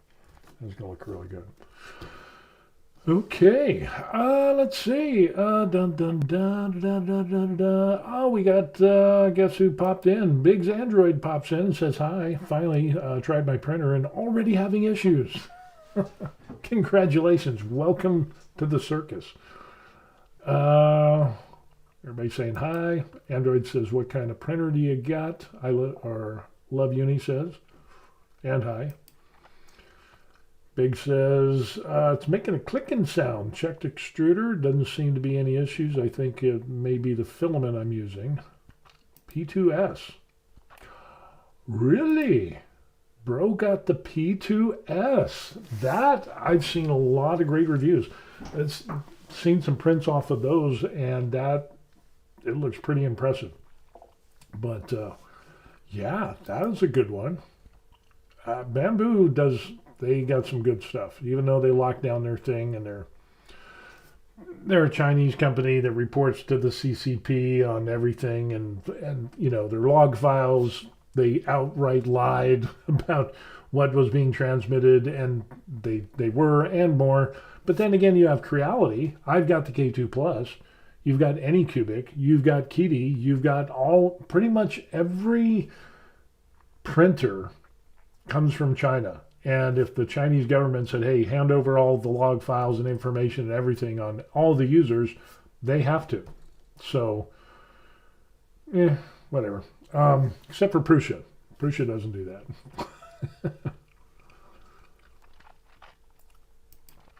that. Biggs, I love Uni, says Biggs. Clicking with me happened when filament got stuck. This might sound dumb, but have you tried loading filament at a super high temp and then unloading it? So load it, retract it, and that might fix your problem there. Sunlu PLA 2.0. I Love Uni says, sometimes it helps just to melt your problems away. I.e. get it feeding no matter what, then clear it out. Cool. And then we have Star Killer here. He's the guy that recommended he sent me an email. He was on the other stream. Hey, welcome back. He was talking about the epoxy resin build plate. So, yeah, I looked that up on Amazon, and it might be, I don't know, looking into that. But Biggs has got a problem with his P2S. I believe I've done that. We'll try again tomorrow after work. Relaxing now, watching some One Piece via Plex. Funny you should mention that. I actually started watching that too. And I'm not into manga or any of that, even though I live in Korea. I wasn't really into that. And then it was on, and I started watching it, and it's cheesy. But it's wildly entertaining. I have to admit, it is wildly entertaining. I enjoyed it. So I'm checking that out as well. Dun, dun, dun. Yeah, it's a pretty good show. So I'm looking forward to season 2 on that. Star Killer says, got more minis done today. Looking really good on my Creality High. He sent me some photos and stuff. So I'm thinking about doing some minis because I got some that I want to do. I Love Uni says, oh, Korea. Damn. Go Hanwha. Yeah, we ended up, we sold everything in the United States, and lock, stock, and barrel, house, cars, guns, ammo, the whole 9 yards, everything in the kitchen junk drawer. We took a couple of suitcases, and boom, we ended up here in Korea. So, being retired, I go to the gym, and I print stuff, and kind of do my YouTube page. That's kind of what I do. So, yeah. Big says, yeah, I don't do manga, only watch animes. So, yeah, there's that. Oh, the other one that I watched, the anime was Arcane. I've started watching that, and that's kind of interesting as well. So, guess an old dog can learn new tricks. I don't know. Go Hanma, if you're into KBL. Starkiller says, I'll send you an email showing off of what I got. Cool. Yeah, send me an email. Let me bring that up. Because with that, then I can get those pictures and I can throw them up here, just like I threw up the picture of this dude up here. And again, that print came out great. Oh, so good, so good. For a second there, I was like, I should build another one so I can have two crossed and set them. Yeah. The wife's like just rolling her eyes. She goes, what are you going to do with those? I said, well, I'm going to hang them on the wall or whatever. It's paint them. Keeps me out of trouble. Seriously, you know. So anytime I bring something up like that, she's like, well, what are you going to do? And it's like, well, I'm going to do what I do. You know, it keeps me out of trouble. You ought to be happy. So, and she is. For the most part. Let me dip into the email here. So yeah, if you don't mind, Starkiller, if I can throw up the pictures on here for people to see. Let me get into my email. Excuse me.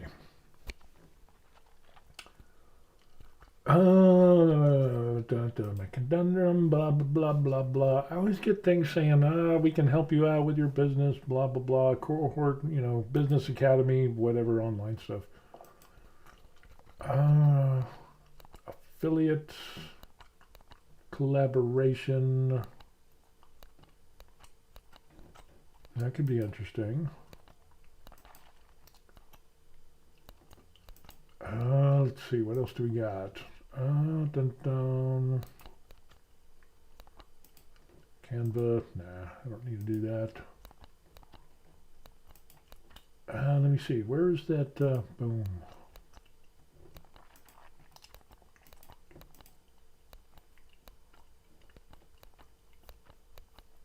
So I'm going to throw up the picture of, Starkiller says, my painting skills are not as good, but they look good enough for tabletop ready. Cool. Yeah, I mean, let me see if I can get this up on the screen here. Can it? Will it? Boom. We'll kind of do a little bit of this, that. Kind of do some cropping here. And, yeah. Which isn't too bad. I mean, you know, that's pretty wild. I mean, just being able to, you know, paint skills are. Let's see if we can make this even bigger. But yeah, look at that. I mean, that's there. And I mean, look at that. It's pretty cool how you can make minis on an FDM printer. Just amazing. And then if you threw in, if you ended up like priming it with some 2-in-1 filler primer, boom, you could clear that up. Or throw in, and I forget the layer height. What did you do that layer height in? Using a stock 0.4 nozzle with fine detail profile.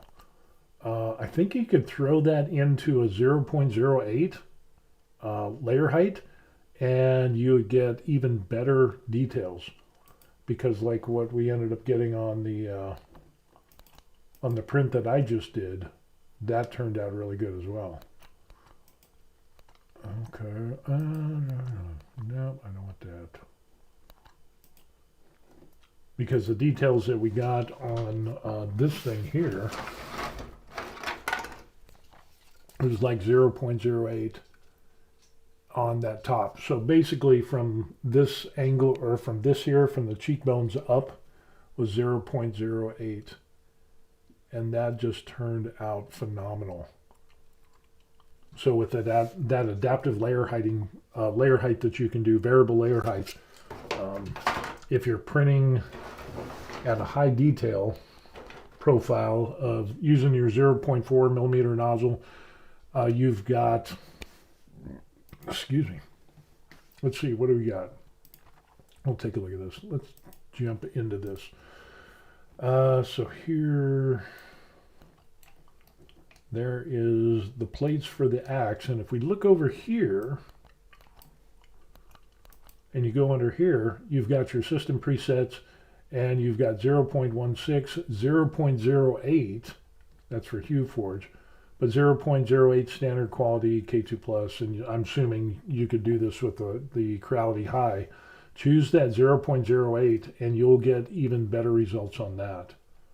So it might have to take longer to print, but like I showed on this stuff that we ended up doing, you can't beat it. It's less post-processing, you get finer details. It's definitely worth it. Let me see, where's... So he just sent one. Okay, yep, just got it. And we'll see if... But yeah, that turned out really good. There's another one. Let me see if I can drag that. So there. And let's do a little bit of cropping action. Dun, dun, dun, dun, dun, dun, dun, dun. Just amazing on what you can do with technology. Incredible! Incredible! And I'll make these bigger.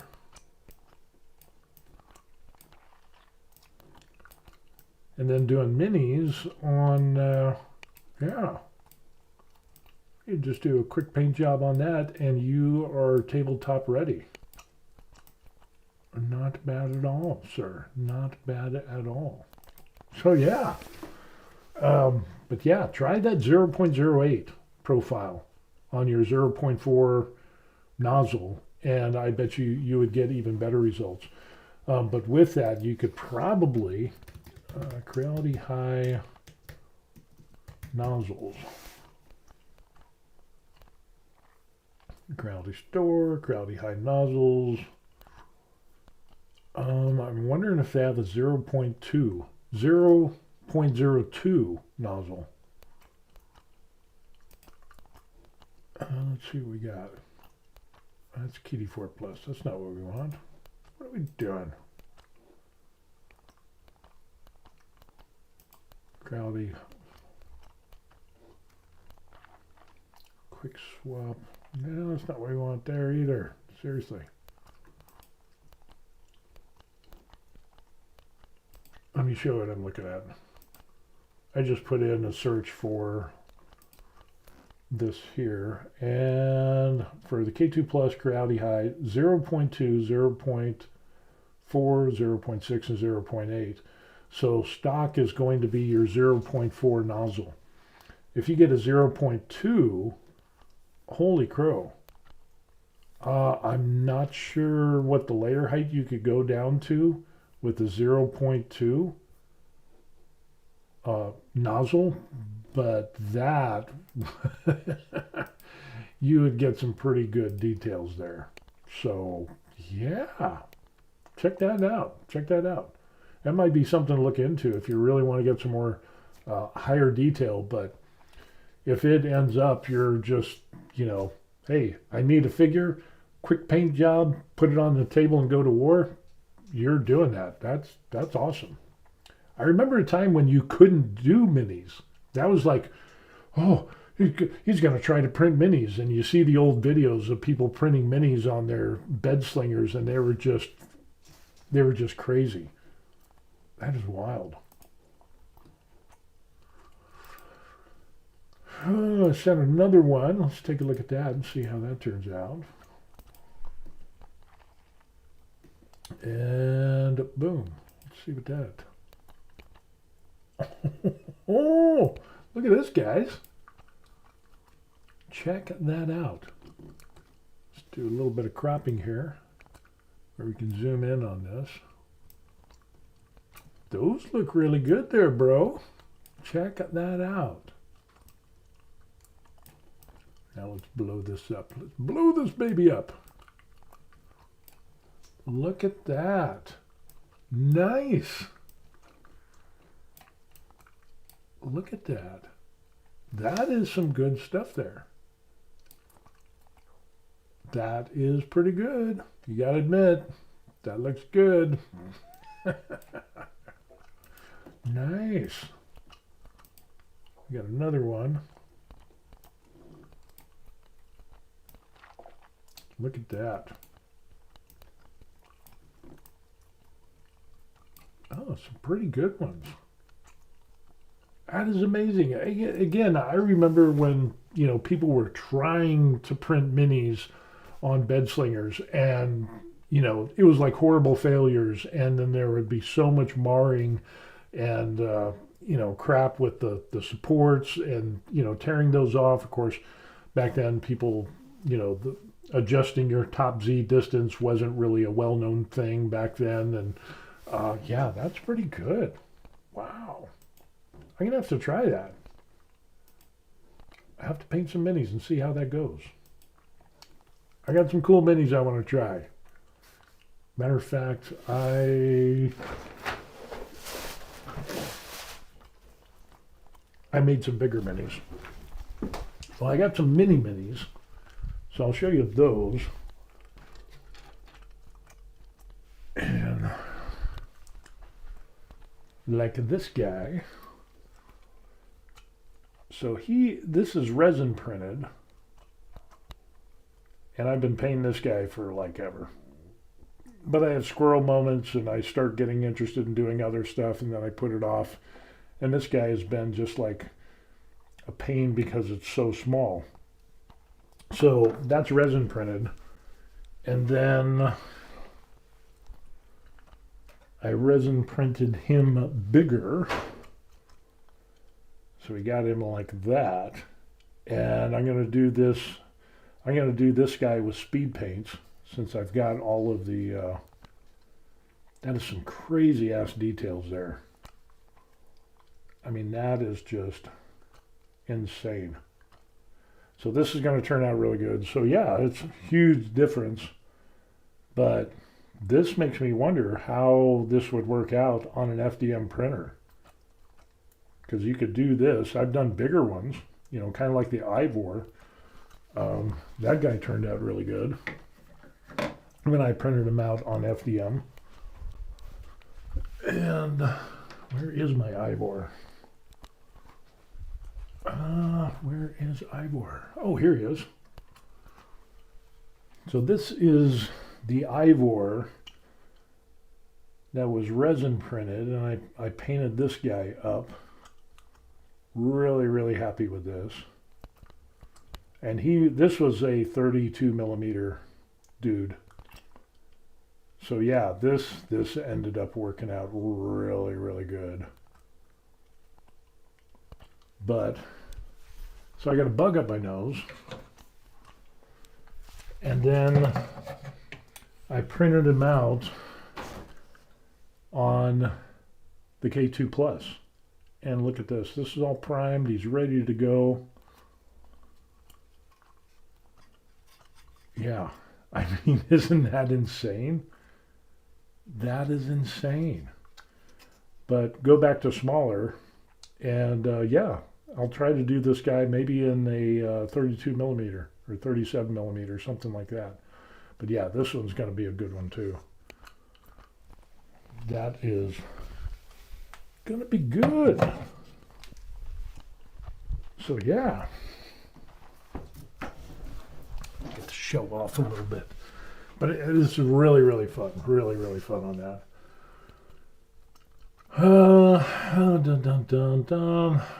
Zombie Hunter says, looks cool. Yeah. Dark Killer's doing pretty good on that. Said he's using tree support slim.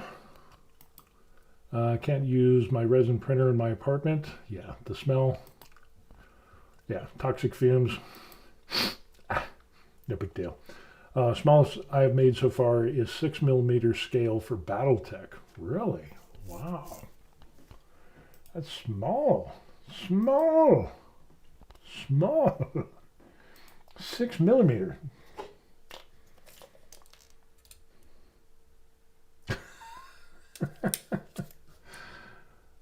Six millimeters. That's crazy small.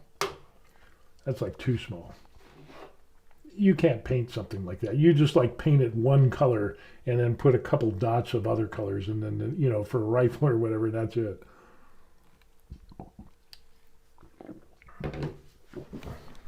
It gives a whole new meaning to the word miniature tabletop or miniature gaming. That is pretty wild.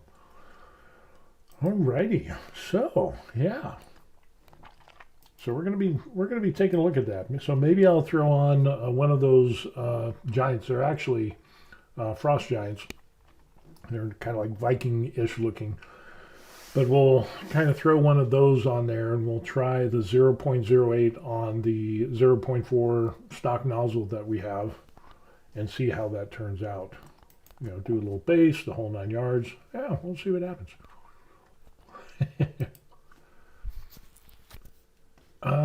Yep. Talks about the mechs come out though. Yeah. I've never looked into BattleTech. I really would like to get into some gaming over here, but a lot of people are like Pokemon. I'm not into Pokemon, and they're into MTG or what is it, Magic the Gathering. They're into that. Not really Warhammer or one-page rules. I think that would be good because one-page rules, it's one page of instructions, and it's kind of Warhammer-ish, a replacement for the obscenely expensive Warhammer stuff. But and you can use whatever characters you want. So, but yeah, trying to find people. I live next to a U.S. military base here in Korea, so there are some people that do some gaming, but it's. Yeah, just haven't seen anything where it's like, let me give it a shot. So we'll see. One of these days, I'm sure something will pop up. Maybe if we can get enough of us old retired guys, we can get some of the other retired expats over here and maybe get them interested in gaming. Fat chance of that happening, but you never know. You never know. We'll see what happens.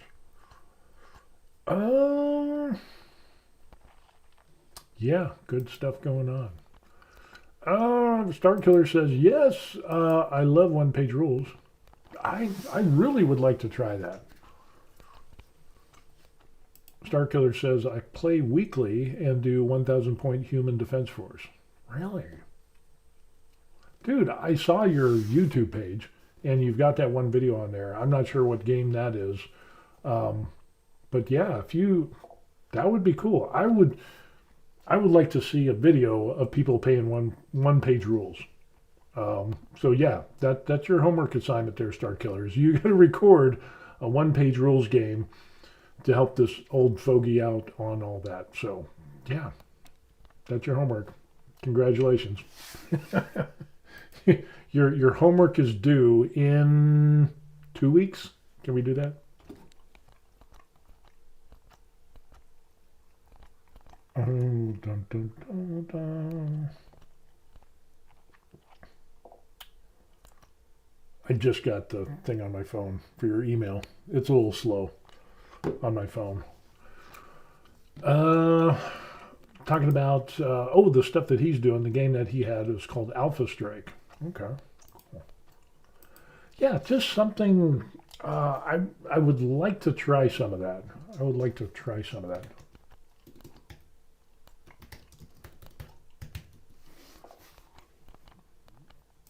Of course, if I learned how to spell alpha right, imagine that.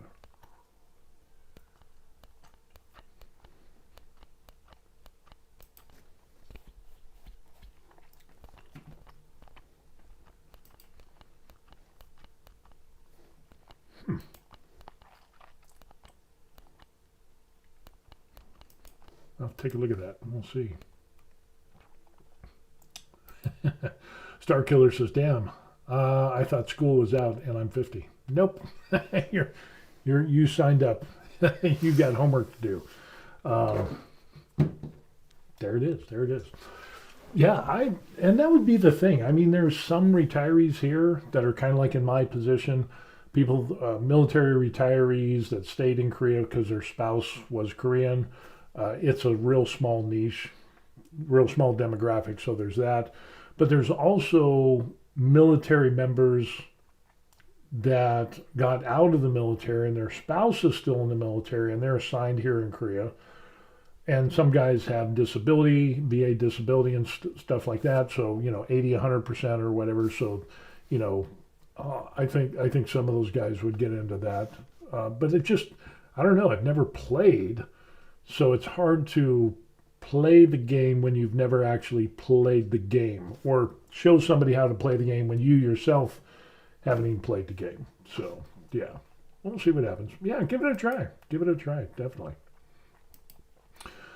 Star Killer says, if you look up OPR battle reports, you'll find lots of videos. Yeah, I need to do that. In fact, let me pull that up now. OPR.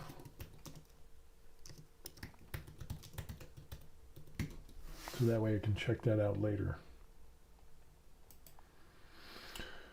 Because that's kind of like Warhammer-ish,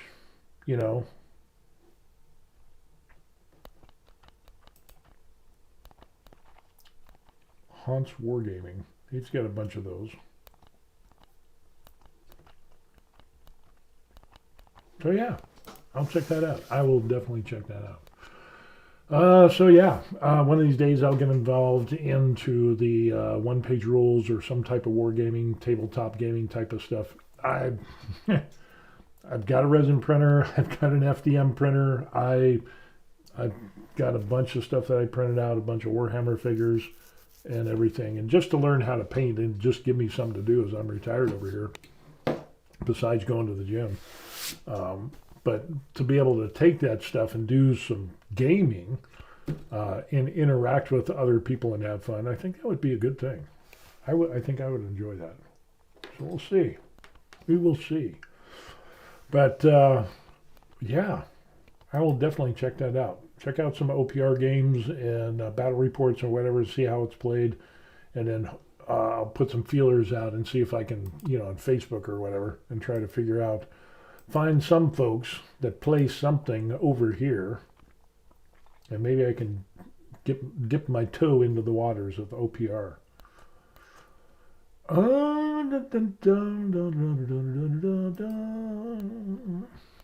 Bump. Okay. That's about it. That's what we got going on. With that being said, I'm starting to get a little bit hungry, so I'm going to go get a snack, and I'm going to clean up some of these other parts for this axe, and I'm going to watch some battle reports or whatever. We'll check that out and try to, see how that goes, and we'll see how that. Of course, we're not going to do it on video. The next print that we're going to end up doing, I'm not sure what that's going to be. I'm not sure. The axe is pretty good. I've got the Frostmourne sword. Oh, I finished that up. That's going to be a gift for my daughter. Let me go get that. Let me go get that. But that's going to need some painting. So, and I need to get this, put this back. So there is the Borderlands from Galactic Armory. I ended up painting and doing that. That came out really good. Spikes and all. So I need to put this back.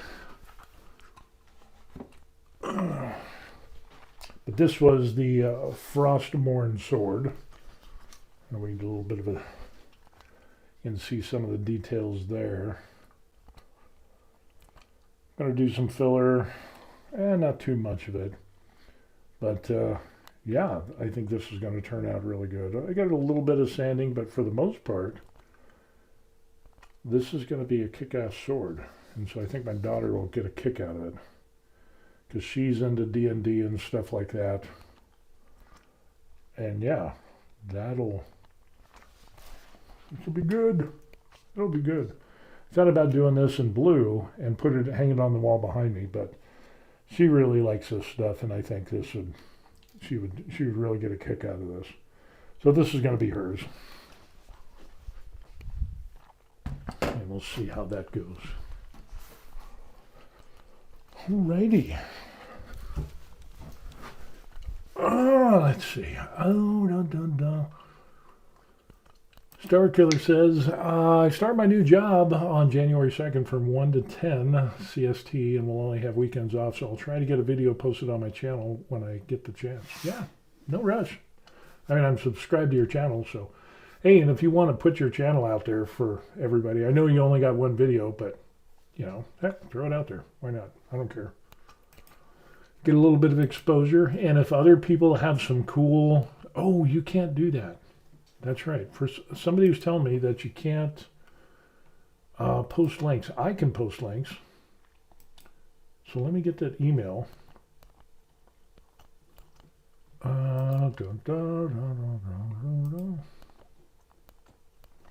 Because he sent... because he just started his YouTube page. Let me see if I can get the... where is that? There it is.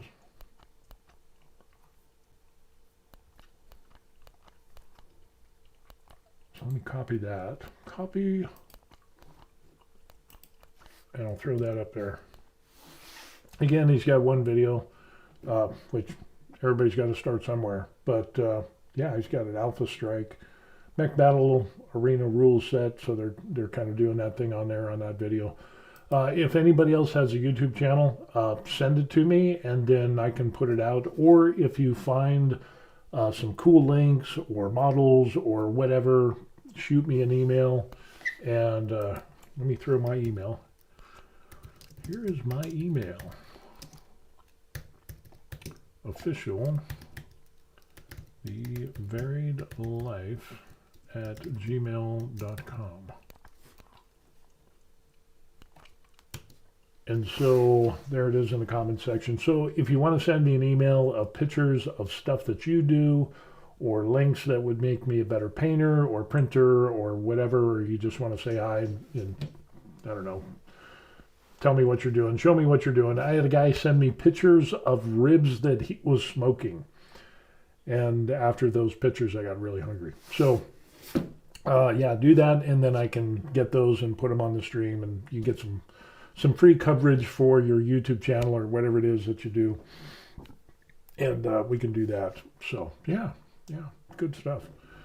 So yeah, anybody's got a YouTube channel, let me know, and I'll throw it out there on one of the future streams that we do. Yeah, my YouTube page is The Varied Life. And let me throw that up there. I guess I can plug my own YouTube page. You think so? I think I can do that. I think I would allow myself to do that. So here's my channel. And boom, there it is. So I've got... I do the 3D printing thing, I do the painting and that, and some other stuff. I also have, and some mishmash of stuff. I also have some videos on how we did our journey here to Korea and like looking for apartments and talking about stuff. So the few people that are kind of like us, that kind of helps people out as far as coming to Korea and retiring. If you have a Korean spouse with the F4, F1 visa, or if you can get like the F5 13 visa, or the F6 visa, or the E7 or the E2 work visa, or education visa, the D10 visa, I think it is, or what was another one? Digital Nomad visa, I can't remember the name of that one. But it is what it is. And there's a work vacation visa that they have for Korea as well. They don't have retirement visas. Well, I take that back. They do have a retirement visa here in Korea, but you have to have like $500,000. You have to invest it in some company, and yeah, that has to hire X amount of Koreans or whatever. It's way out of my budget. So, but yeah. And Star Killer says, I've been watching a few of my videos. So you're the other person. I told my wife, let's move. She's Korean ancestry. It'd be an easy way to do it, that's for sure. And our expenses are about half of what we were paying in the United States. So that was another draw. Besides the wife being Korean and having Korean ancestry and family here in Korea, I figured we'd come over here and then we're able to retire early. So that was kind of a big draw for that. So, uh, Star Killer says he told his wife, let's move. She doesn't want to leave Illinois because of Six Flags, Great America. Yeah, they got some good malls over here. It depends on where you live, but yeah, I get it. I get it. Some people don't want to leave the States, and that's fine. Happy wife, happy life. That's the thing? There needs to be a balance. The wife needs to keep the husband happy. The husband has to keep the wife happy, and then you're both happy. So if it's all one-sided, somebody's not going to be happy. Somebody's going to be missing out. So the other question I got recently is somebody was asking me how long I'm going to stay in Korea, and or the actual question was, when are you going to come back to the States? And I'm not. I'm not planning to. I spent a career in the military. I worked for the state of Colorado and did that for over 11 years. I did prison ministry. I did some of that for a number of years as well. I worked in prisons. It's just too expensive. Utilities, all of that stuff that you pay every month was going up and up and up. Our property taxes was going up like at least $100 a year. And so when we started projecting and saying, okay, towards retirement, what are we looking at? And it was like, I don't know if we'd be able to retire. And I was working in a soul-sucking job for the state of Colorado. So when it popped up that we might be able to retire overseas here in Korea, and then that gives the wife the opportunity to be around some of her family that, be with them before they pass. I figured, hey, I'm kind of a loner. We're kind of loners anyway, so I don't really mind it. But yeah, it's definitely a thing. Overseas retirement is good for some people. It's been good for us. Might not be good for a lot of people, but it's been good for us. So at least so far. But I'm not planning on leaving Korea to go back to the United States. Let's preface that. I might leave Korea because eventually, if I get older than I am now, I know it's hard to believe, but older and I need assisted living care, that is way expensive. That's like crazy expensive in the United States. My grandmother was living in a home that was pretty decent, and it had on-site medical, and it provided her meals and did her laundry and stuff like that. Guess how much that was? It was in Southern California, around San Bernardino area. Take a wild guess how much that was. It will blow your mind.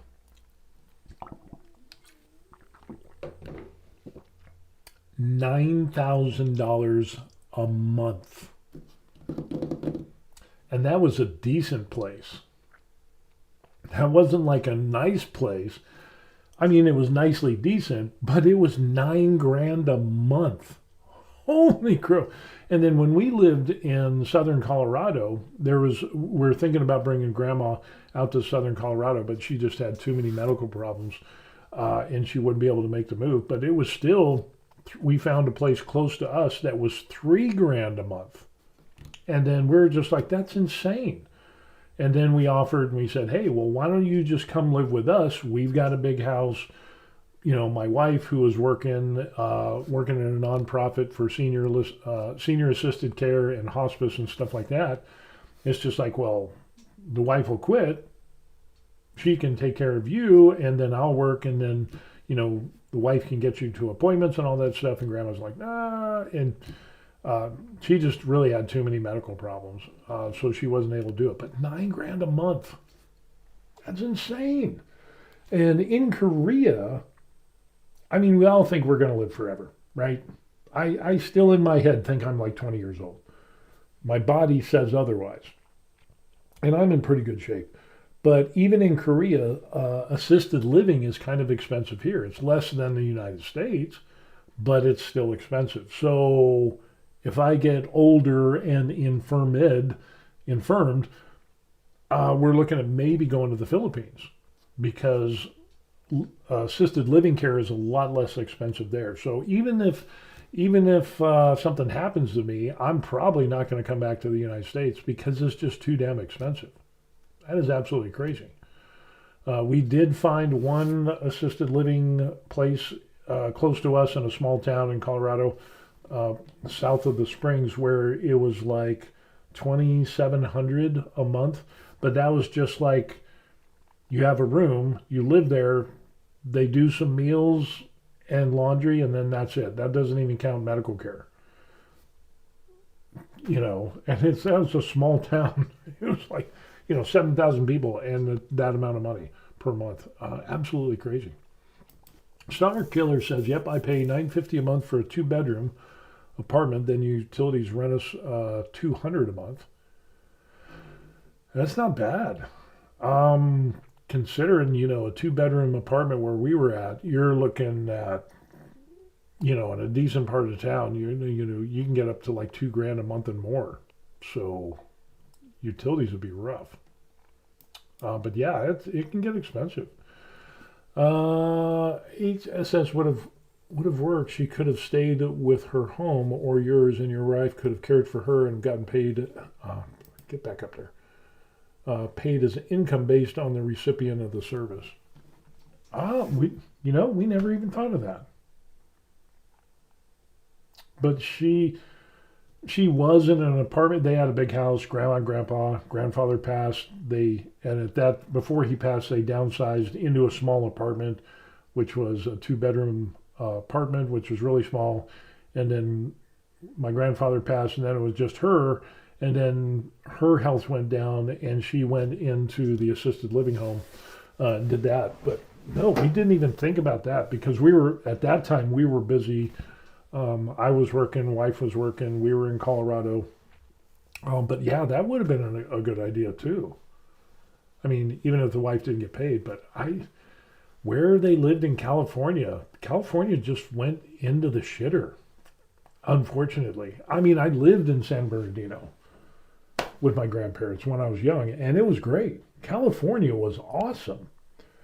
But you look at California now, holy crap, San Bernardino went down. They had the casino there, and next thing you know, you got neighborhoods that are just full of drugs, and there's places where my grandma and my aunt said, after dark, don't drive around these areas here. It's verboten. Homelessness was crazy. Oh my gosh, crime was through the roof. Gas is the most expensive in California than anywhere else except for Hawaii. And then, I just recently found out through my aunt that Chevron, the big oil refinery, is leaving California. Valero is leaving California. That's another oil refinery. So they pop smoke. I think HP is leaving. A number of other big companies, they're all leaving because it's like we can't afford it. It's too oppressive to businesses. And they're looking at increasing the minimum wage, which the last time they raised the minimum wage, it cost over 10,000 jobs. Those jobs just disappeared like a fart in the wind. And it's just like, then there are more taxes. And then they had the water thing going on. Use less water, so people use less water, but then they charge people more for the water, even though they were using less. And then the whole thing with the smelt fish, and they had to get rid of water, which is some weird-ass thing. My aunt was telling me about it. It's just like, how in the world can you live in a place like that? And then homelessness. Oh, my gosh. The homelessness around there is insane. It's just, I just couldn't even do that. Yeah, crazy. Biggs Android says, currently there. Oh, no. I feel sorry for you, sir. No. Oh, California used to be wonderful. Like I said, I used to live out there. We go to Disneyland. We go to Universal Studios. I had some family members that worked at Universal, not as, the resort or the amusement park, but actually in Universal Studios for, movies and TV and whatever. Let's see. Terry says HP has moved out already, most of their headquarters to Houston. Yeah, a lot of places are leaving. Hey, we got you, La Damas, 7840. Welcome to the stream. Says a lot of the corporations and those businesses that causes a problem. Get back up there. Problem making the wage gap too great before anybody tried to fix it. A small if you got rich while everybody else ended up paying more, owing nothing, becoming completely homeless. Yeah, the homeless problem was rough there. And but it seems like it's on this hamster wheel where a lot of companies are leaving. Homelessness is getting worse. The drug problem exacerbated that whole thing because it's like, oh, let's give free drugs and free needles and syringes to everybody. And so there's a mass migration of drug addicts that came to California. Right? It was like kind of like when they legalized drugs in Colorado, everybody and their grandmother just started showing up, and then minor crimes and break-ins to vehicles and all that stuff. The homeless problem just really exploded in Colorado. So we saw that firsthand. And it was just like, oh, we just don't get it. But now it seems to be, yeah, there's businesses, but now it's towards the end. When you've got oil refineries, Valero and Chevron that left Colorado or California to go to Texas, they're leaving. California has a special type of gas, and now those refineries don't make it. So now where are they going to get that gas from? They're going to have to get it from what? Oregon or Canada or overseas? Holy crow, they're going to have to make a special batch of gas, and if that comes from overseas, that's going to take what? A month, 2 months to get gas. Prices are going to go up even more. And then now the big push with the electric vehicles, and more people are getting electric vehicles. I get it. But then it took away from the gas tax of normal vehicles, and now so now they're going to raise taxes on everything else, and it's just like, oh, I don't know. It just seems like this hamster wheel type thing. I would leave California if it was me. George says, why do you think In-N-Out moved to Tennessee? That's true. Yeah, they left there as well. State-run shooting galleries was a stupid idea.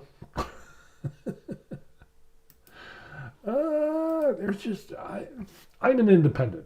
Okay, so I know we might talk about some politics here, but I'm an independent, so if there's good ideas from the left, good ideas from the right, or anywhere in between, I'm all for good ideas that is balanced with common sense.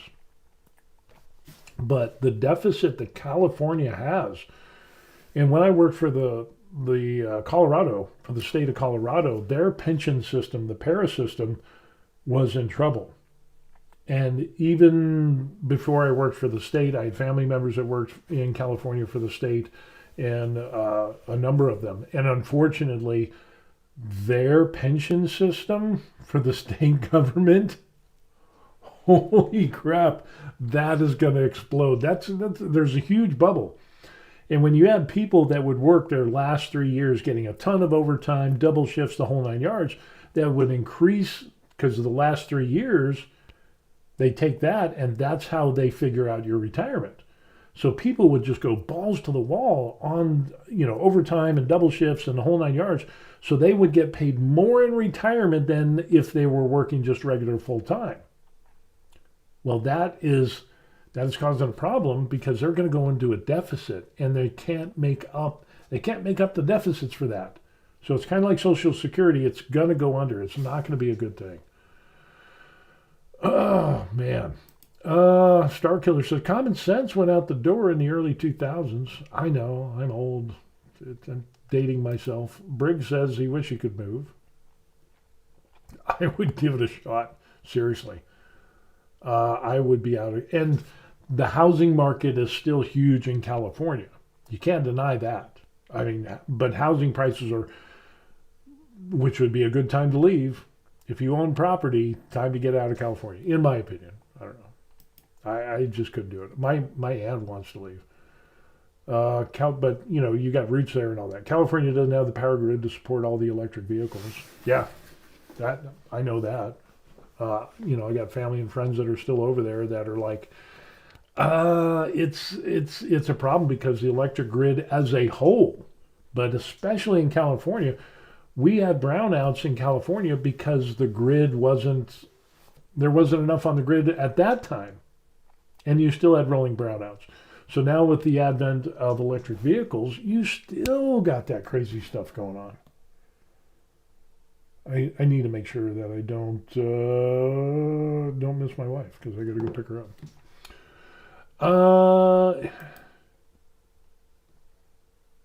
Damas. I'm going to call you Ladamas. Huey Ladamas. Ladamas. How's that? The whole United States is a bubble. Yeah.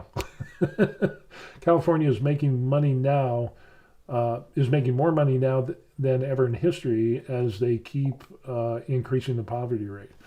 But I don't think they're doing as. I gotta disagree. With you. The homelessness is crazy.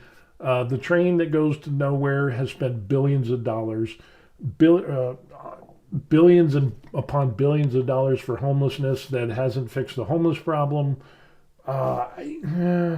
Their pension system that's a bubble waiting to burst because they don't have enough coming in. They have more going out than what is coming in. And to try to keep money coming in, they're trying to raise taxes even more, which if you have a reasonable person, they're going to be like, well, I'm getting taxed more than any place in the United States. Do I stay here and just get taxed into obscenity, or do I leave and go somewhere else and get tax relief and get better services? It's a hard thing. But yeah, there definitely is a bubble. There's a real estate bubble that's going to happen. There is the pension bubble that's going to happen in California, real estate, and is going to happen as well. And this whole thing with, kind of like the affordable housing that popped up, that ended up being a bubble with secondary mortgages and all of that stuff. We knew that was going to happen. Adamas ends up saying the rest of the country now ships people to California to get rid of their homeless people. They spend millions of dollars in Texas to ship people around the country. I didn't know that. When we lived on Oahu, our daughter was doing residency there, and she invited us to live there. So the whole deal was as she's doing residency, she's basically residing in the hospital. So she's like, hey, I got a condo on Waikiki. It's a 2-bedroom. Me and the wife could go there, and we would do laundry. We'd do home cooked meals and all of that. We'd do the shopping, which would help the daughter out, and then we got to stay room and board free, because the military was paying for her residency. So that was a blessing. That was awesome. But with that, holy crow. So we spent a year on Oahu, which was incredible. There was no way we would be able to do that on our own without our daughter. And with that, the cool thing is that we got to see the homeless people, did a little bit of work and stuff like that. But there were homeless people from the Midwest. There was homeless people from California that got shipped to Oahu. And it's like, how did you get, because I'd go on Waikiki, I'd get up early in the morning and go walk the beach and chill out and get my Starbucks and whatever. And then you run into homeless people. And then I'm the type of person that would, sitting there and then homeless guy's there and whatever, and we chat or whatever. And then there's homeless people that it's like I hadn't seen there before. And it's like, hey, how you doing? Oh, I'm doing fine. And the Midwest or the East Coast or, California, you kind of get the vibe and the accents and all that stuff. And it's like, there's people from California that got sent from California to Oahu. We had people from Kansas, people from Utah. I hadn't met anybody from Texas. The West or the East Coast. I met people from the East Coast that got sent to Oahu. And it's like, how did this happen? And it's like, well, they're like relocation and blah, blah, blah. And it's like, do you want to go to Oahu? And it's like, yeah, I'll go. And so now you have, if I was homeless, I would want to go to Oahu. Weather's great. It's expensive, but, but yeah, sending your problems to other states, that's not the answer. But when your own state, I don't know. I don't know what it is. It's crazy. Absolutely crazy. George ends up saying we need more nuclear plants everywhere. Affordable power, clean power. I'm kind of on board with that. Starkiller says he worked at a nuke plant. He says no thanks. Ooh, so Starkiller's got some stories, I bet. Terry pops in and says all the new hyperscale data centers are going to build their own small nuclear power plants because the grid can't support the data centers. That is going to be crazy.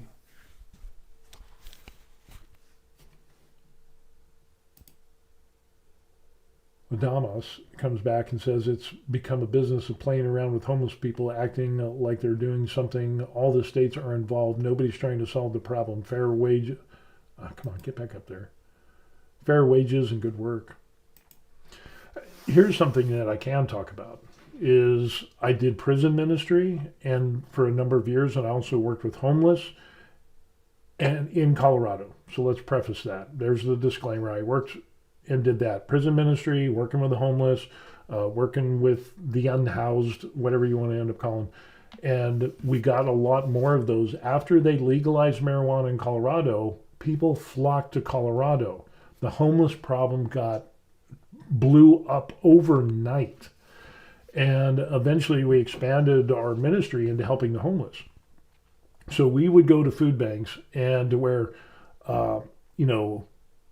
like grocery stores, and they would donate food that was close to expiration but still within the dates, damaged goods or whatever, damaged food cans and stuff like that. And then you could buy those at a huge discount. And so what we would end up doing is we'd get collections, and I'd use my own money. We would buy packages of these foods, and then we would go deliver them around to the homeless people that were in and around the area, which was really hard. It was hard at first because there wasn't really a lot, and then it exploded, and then it was really easy. So you could get, like for $100, you could probably get about $300 worth of groceries easy. That's how this thing was. So cars would just be lined up for blocks to get this food, and then we'd get the food and we'd go to the homeless camps and stuff like that, the tents, and we'd hand out food and all that stuff. So it was really good to be able to help in that. The biggest thing that we saw overall, people didn't want housing. They liked the freedom of being homeless. And with that, there is a huge component of people that obviously had mental health problems, people that had drug problems that didn't want to be housed.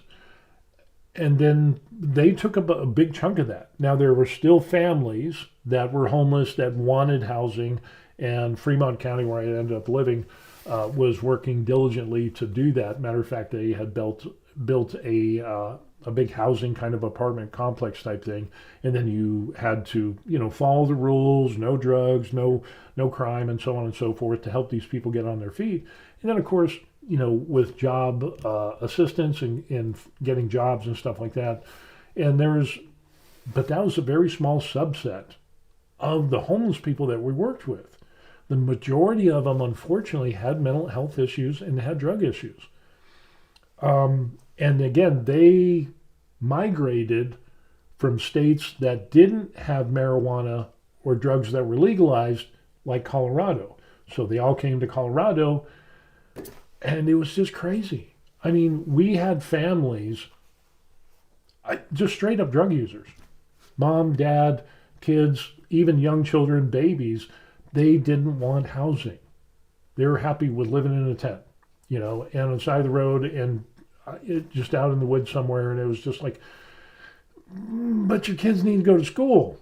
You need to get some medical attention. You need to get, and you got to be very careful on how you deal with people that have drug addiction, that have mental health issues. It was really hard. And it's almost depressing because, like I said, the majority of the people didn't want housing. So what do you do with that? What do you do with those groups of people that are like that? Um, I don't know. It was really, for the group that we ended up working with, the people that we ended up working together with. It was just, there was no answer. You can't take these people and say, well, we're going to put you into housing, whether you like it or not, or we're going to put you into a mental facility, or we're going to put you into rehab, whether you like it or not. You can't do that. Even though that probably could be a good idea in the long run, but I don't know. It is just, it's just kind of crazy. Biggs Android says, yep, a lot of homeless don't want to be housed. They don't want to pay for anything. Yeah, they don't want to follow the rules. That was kind of the big things that I saw, because we worked with the housing and stuff like that. And they would say, okay, well, do you know anybody or families that would like to be housed? And even the people that did, you can't do drugs. And that disqualified a lot of people from that housing, the free housing. And, you can't do any criminal activities. And that was a deal killer for a lot of people. So it's just kind of an odd, there's a ton of variables for that. Adama says, I think there is a set of people who like the freedom. That's always been a thing. But there's also a set of people who now fear of debt. What they consider the drug addiction of homeless people is probably about the same exact rate of drug addiction of the elite or the rich. I don't know. I just worked with homeless and worked with inmates, worked doing prison ministry and transitioning people out of prisons and stuff like that. So I don't know. I have no experience with that whatsoever. Terry says, I dealt with backup power for the hyperscale data centers, and the issue was the local grids don't handle the load of the AI and all the data centers. Yeah, they're power hungry.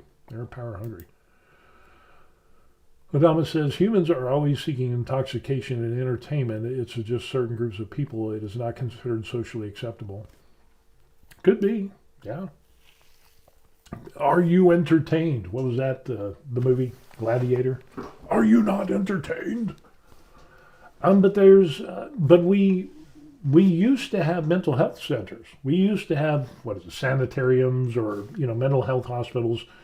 And that used to be a thing. So we used to treat the mentally ill. And granted, there's a lot of them that weren't that good at all, but there were ones that were good. And we treated those with mental health, especially people, that came back from war, Korean War, Vietnam, things like that. I've got personal experience with family members who, didn't come back all right from those things. But when they got rid of the mental health facilities in the 70s, I think it was the 70s. I remember hearing stuff about that. I think I was like 10 or 11 years old. It's like 77, 78 or something like that. And then later on I found out that, they got rid of the insane asylums, the mental health facilities. And all those people just ended up being homeless. And then you had people that, Korean War, Vietnam, and all of those people were just kind of did their own thing. And when you have a combination of substance abuse and mental health from stuff like that, and if you marry and have kids, those kids are going to grow up in that same dysfunctional way of life. And the way that you respond based off of bad mental health and PTSD and all these things and drug addiction, your kids are going to pick that up as this is how life is. And so you're carrying on. It's almost like a curse, a generational curse that goes on and that continues on. So, yeah, it's hard. It is really hard. I don't know. Adama says, I deal with mentally ill people, disabled veterans. The facility places weren't really the best for them. Proper housing and care was better, but all that fell apart. Where our government ended up saying, we're done with this. We're not going to do it anymore. And again, that was in the 70s. So where do these people go? And then back then, the VA wasn't like the VA that we have today. It was woefully deficient, during the 70s and the 80s, the 90s, 2000s. It started getting better. I retired in 2005, and it was still shit. But now veterans get a lot better treatment now than they ever have in the past. So it's good that we're doing that. But that's for the veterans. So when you have people that are homeless, we've lost that.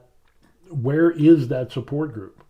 And unfortunately, our government, state and federal government, haven't been doing enough on that end. And so the efforts that you see to work with these people that are mentally ill or drug addiction or whatever have been local charities, local governments, local nonprofits. We're not talking the Bill Gates and the big richy elites that are doing that. California for the last 15, 16 years has been promising to end the homelessness, and it has spent billions and billions, I would say almost $1 trillion, probably more than $1 trillion over the last 15 years to fix homelessness. And it's worse now than it has ever been. So I don't know. Where's the money going? Where's the money going? It is, but then you have other states too. You have red states, you have blue states. And so each of these on both sides of the aisle, these states have their problems. And shipping your problems from one state to another state, that's not an answer, But the biggest problem that we saw in Colorado is, again, when they legalized marijuana. I don't know how you feel about that, but when they legalize it, regardless of how you feel, whether it's right or wrong, tons of people came to Colorado. Crime spiked. Holy crow, did crime spike. Assaults, mentally ill, drug addicts came in there. And of course, then you have petty crimes, cars being broken into, the whole 9 yards. It just sapped Colorado. And that was another reason why we left Colorado, because places that had been safe for decades and decades were no longer safe. And it's like, what do you, people getting attacked, with people that are nutso, crazy, drug addicts, and the whole 9 yards. I mean, it is just horrible. It's just horrible. So, yeah, I don't know. It's really, but good work of you deal with mentally ill people and disabled veterans. Keep that work up. That's good. That's admirable. I like that. I don't think it's a red or a blue thing. I think it's a green thing. It's a green thing. It's a green thing. But I think when you get corrupt politicians, and there's corrupt politicians on both sides that are lining their pockets with taxpayer money, and those things are not being dealt with effectively. Look at the Palisades fire in California. I mean, there was tons of government money that came from the federal government that got into Gavin Newsom. And he has NGOs where he has gotten millions of dollars of federal funds, and his non-government organization has done zero for infrastructure rebuilding that Palisades area. So what's he doing with the money? I mean, and it doesn't matter. It's not, I'm not dissing Democrats or liberals, because there's Republicans, there's conservatives, politicians that are doing the same thing. That how are these people getting rich off of $174,000 a year? And then, the first year that you're in Congress or as a senator or whatever it is, you have nothing as far as personal assets. 2 or 3 years down the road, suddenly you have $10 and $20 million. Let justice be done, though the heavens fall. That's what I say. Go back to Garrett, that great quote. There needs to be accountability, and there are better ways to deal with situations, but there has to be a reckoning. There has to be an accountability, and I don't know if we're going to get that. I don't think we're going to get that in California. The tax situation is crazy. so many. California was talking about having an exit tax. Did y'all hear about that? The exit tax that they were trying to float around, which is kind of like what the UK was doing. They're saying, well, if you're rich and you leave, you have to pay a tax to leave the country. California was looking at doing that. And it's like, you can't, seriously?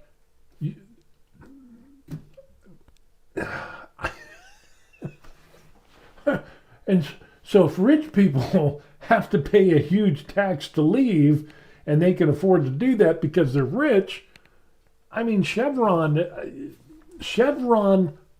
is going to lose $1 billion by shutting down their refinery in California, moving to Texas.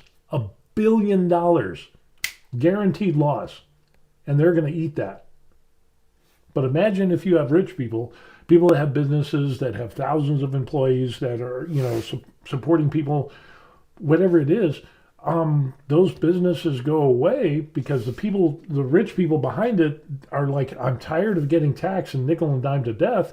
And then when they can move to Texas or some other state and whatever that has less oppressive regulations or taxes and things like that, those jobs are all going to go away.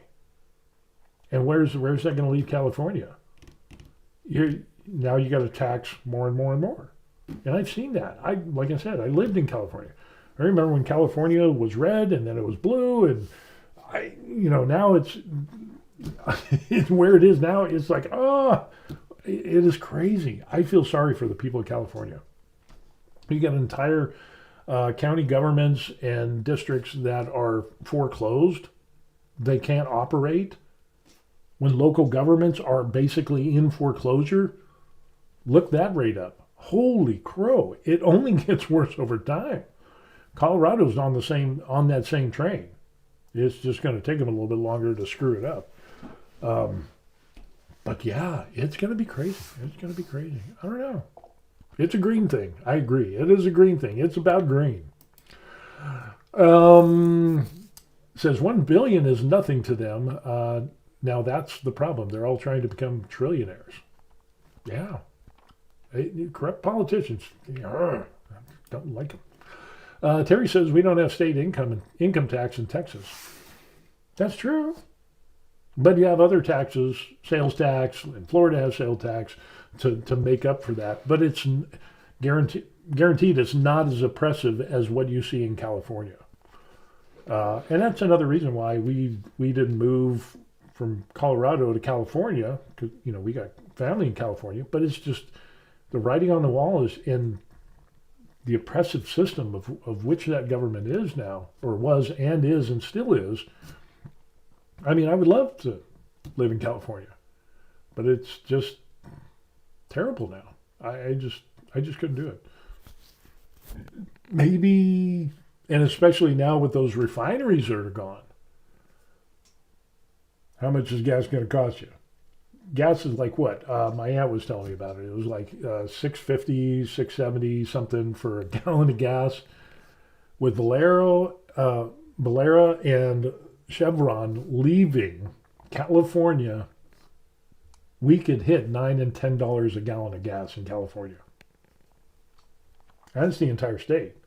I mean, I wouldn't mind living in Northern California, where things are kind of, out of the craziness of Los Angeles and San Bernardino and all the big city problem areas and whatever, kind of get up into the sticks, the Northern California.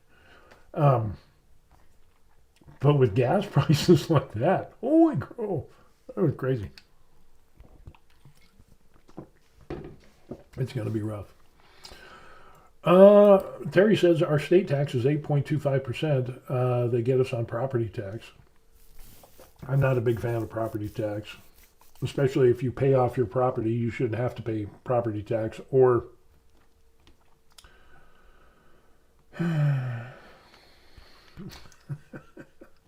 our property tax in Colorado, where we lived in southern Colorado, a small town, was going up a minimum of $100 every single year.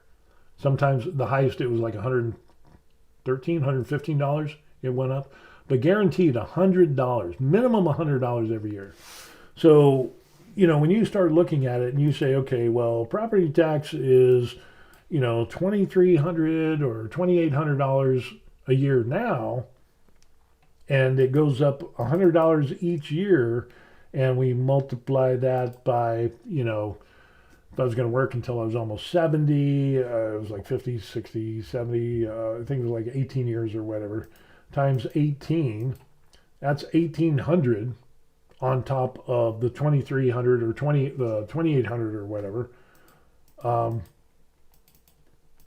Now you're up to $4,000 or $5,000 a year on taxes for property, and then registration for vehicles is going up in Colorado and California as well. It's just crazy. It is just crazy. Ladama says, yeah, they always get you with property tax. Yeah. And there used to be a time where property tax wasn't a thing. That's the thing that bothers me, is that we were doing fine without property tax. And then it got in there. Of course, there was also a time, remember, when Social Security wasn't taxed. And they voted to tax that. The last administration, Biden, I'm not throwing shade, but he voted that Social Security should be taxed. And of course, I didn't like that. I don't think that's good. I think if you've reached that level of where you're drawing Social Security, you should be taxed, because you're probably on the low end of the income when it comes to, what you're getting. It's just, and again, who makes the money? Follow the money. Somebody's making money. Somebody's making money. I don't know. Absolutely. Okay. So anyway, 3D printing is what I like to do, because that gets me out of the world of reality, and I can kind of do stuff like this and, make stuff like this. And I don't know, that looks kind of cool, doesn't it? Right? I got to paint this guy up and imagine doing that with the Warhammer guy stepping through the Stargate. I know he's kind of big, but yeah, take my mind off all of the craziness in the United States. But yeah, there it is. Looking forward to doing more 3D printing stuff, and trying to enjoy our retirement years. And I got a couple of years before I can hit Social Security at 62. So hopefully, and as it is now, Social Security is going to be insolvent by 2034, 2035. So I might get 6 or 7 years worth of Social Security, and then we'll see what happens.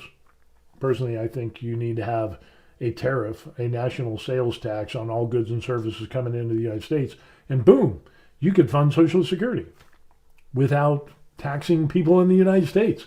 But nobody wants to do that, because both sides, the left and the right, are always like, oh, Social Security is going to go under, and we care for our seniors, but they only care when it's time for re-election. So they throw, our seniors are in danger, and then yet they never fix the problem.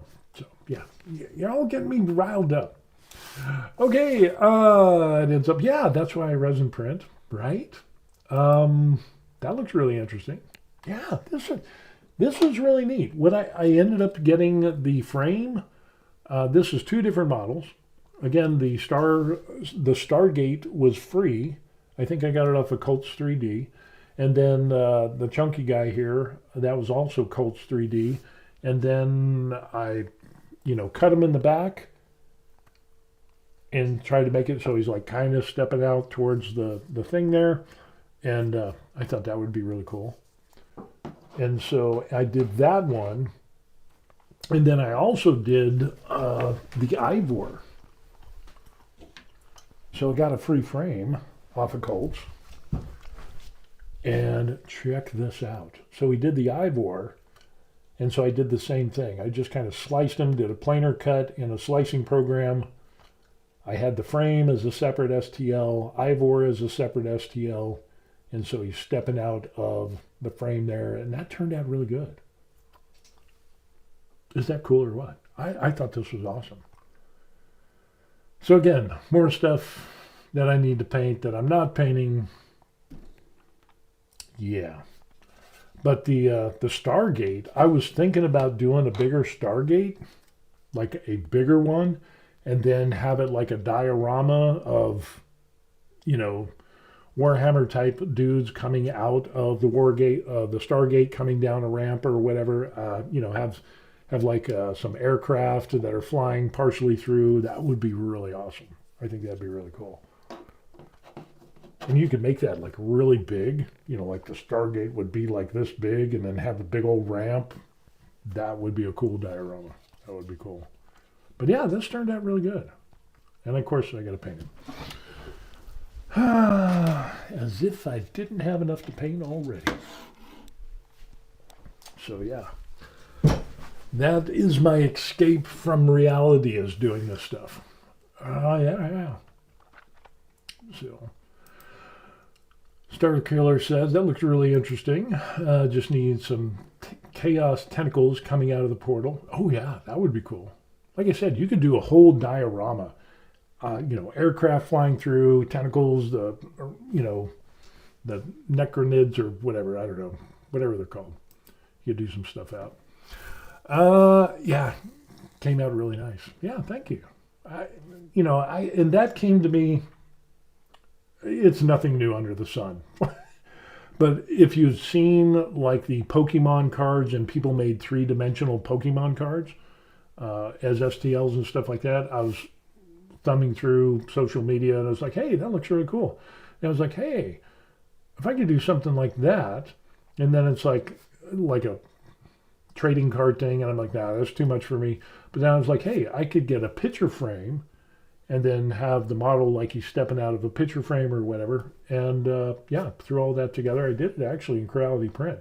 It was fairly easy. I got a video on how I did that. And then if I can do it, you all can do it. Because I'm not that good at doing that stuff. But yeah, so whatever models that you like, Marvel, whatever, Pokemon, Warhammer, whatever, find some free models, get a frame, Stargate, whatever, picture frame, whatever, ornate. Just imagine what you could do with that. That would just be so cool. And it's fun, It's fun, it's different, and it gets your mind off the crazy stuff. Came out really nice. Yep. Alrighty. So that's what we got going on. I think I'm going to call this, because we've been at this for over 3 hours, and I'm getting a little hungry, and the wife should be probably in about the next 10 minutes. We'll see how that goes. So. LaDonna says, yeah, I did some laser cut layer Pokemon cards a while back. It's a good idea to do it with other characters. I like the frame as well. Oh yeah, it's just so much you could do with that type of idea. Yeah. It's Star Wars, whatever your favorite comic book character.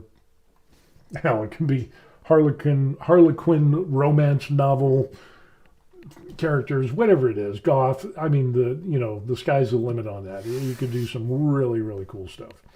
So, but yeah, that's some good stuff there. Good stuff. So, I don't know. We'll see what happens.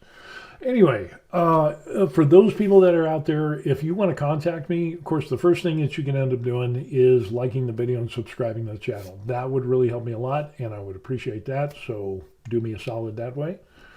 If you want to contact me, the obligatory outro that we have here that just popped up, there's my email address. I always answer my email. I don't sell anything. All the models that I do are free. I've got some on Creality Print. Yeah, we can take a look at that, I guess. It's not like crazy. So there's a YouTube page. And on Creality Print, I make some stuff on Tinkercad. So it's like, because I'm not good at CAD at all. It's like, I'm horrible. But I got some models here, for some paint racks, little tabletop miniature display stands for corners or whatever. Some other paint stuff, I got some stuff there. But all of that is free. And again, it's made on Tinkercad, so it's not the best in the world. But let me throw that into the comments section if you want to take a look at that and download some free rinky-dink stuff that I ended up doing. So yeah, there it is. There it is. And again, going back, if you want to contact me, there's the email address. If you want to buy me a coffee like these people did, there's a link. Don't worry about it. The like and subscribe would be more appreciated than any cup of coffee that you could buy me. I don't even know why I have that still up there. About once every 2 or 3 months, I guess somebody buys me coffee. So I guess that's worth it. That'll go towards some filament and, I don't know, help pay for some of the cool stuff that I got here. Not much, but it helps. So anyway, that's what we got going on. Thank you all for coming in and joining the stream. We didn't solve the world's problems, but we did see some cool stuff when it came to the axe. We'll be doing another video on that and some of the cool stuff. And yeah, if you want to show off some of your cool stuff, send me an email with some pictures or whatever, and I'd like to check that out as well. So yeah. Alrighty. Appreciate the likes. Subscribe are always welcome. And if you have a YouTube channel or something that I can like and subscribe, I would like to do that for you. So send me that in the email as well. Doesn't matter what it is, I'll like and subscribe. With that, we will see you all on the next video, all you good people. Peace. Good stuff. Good stuff.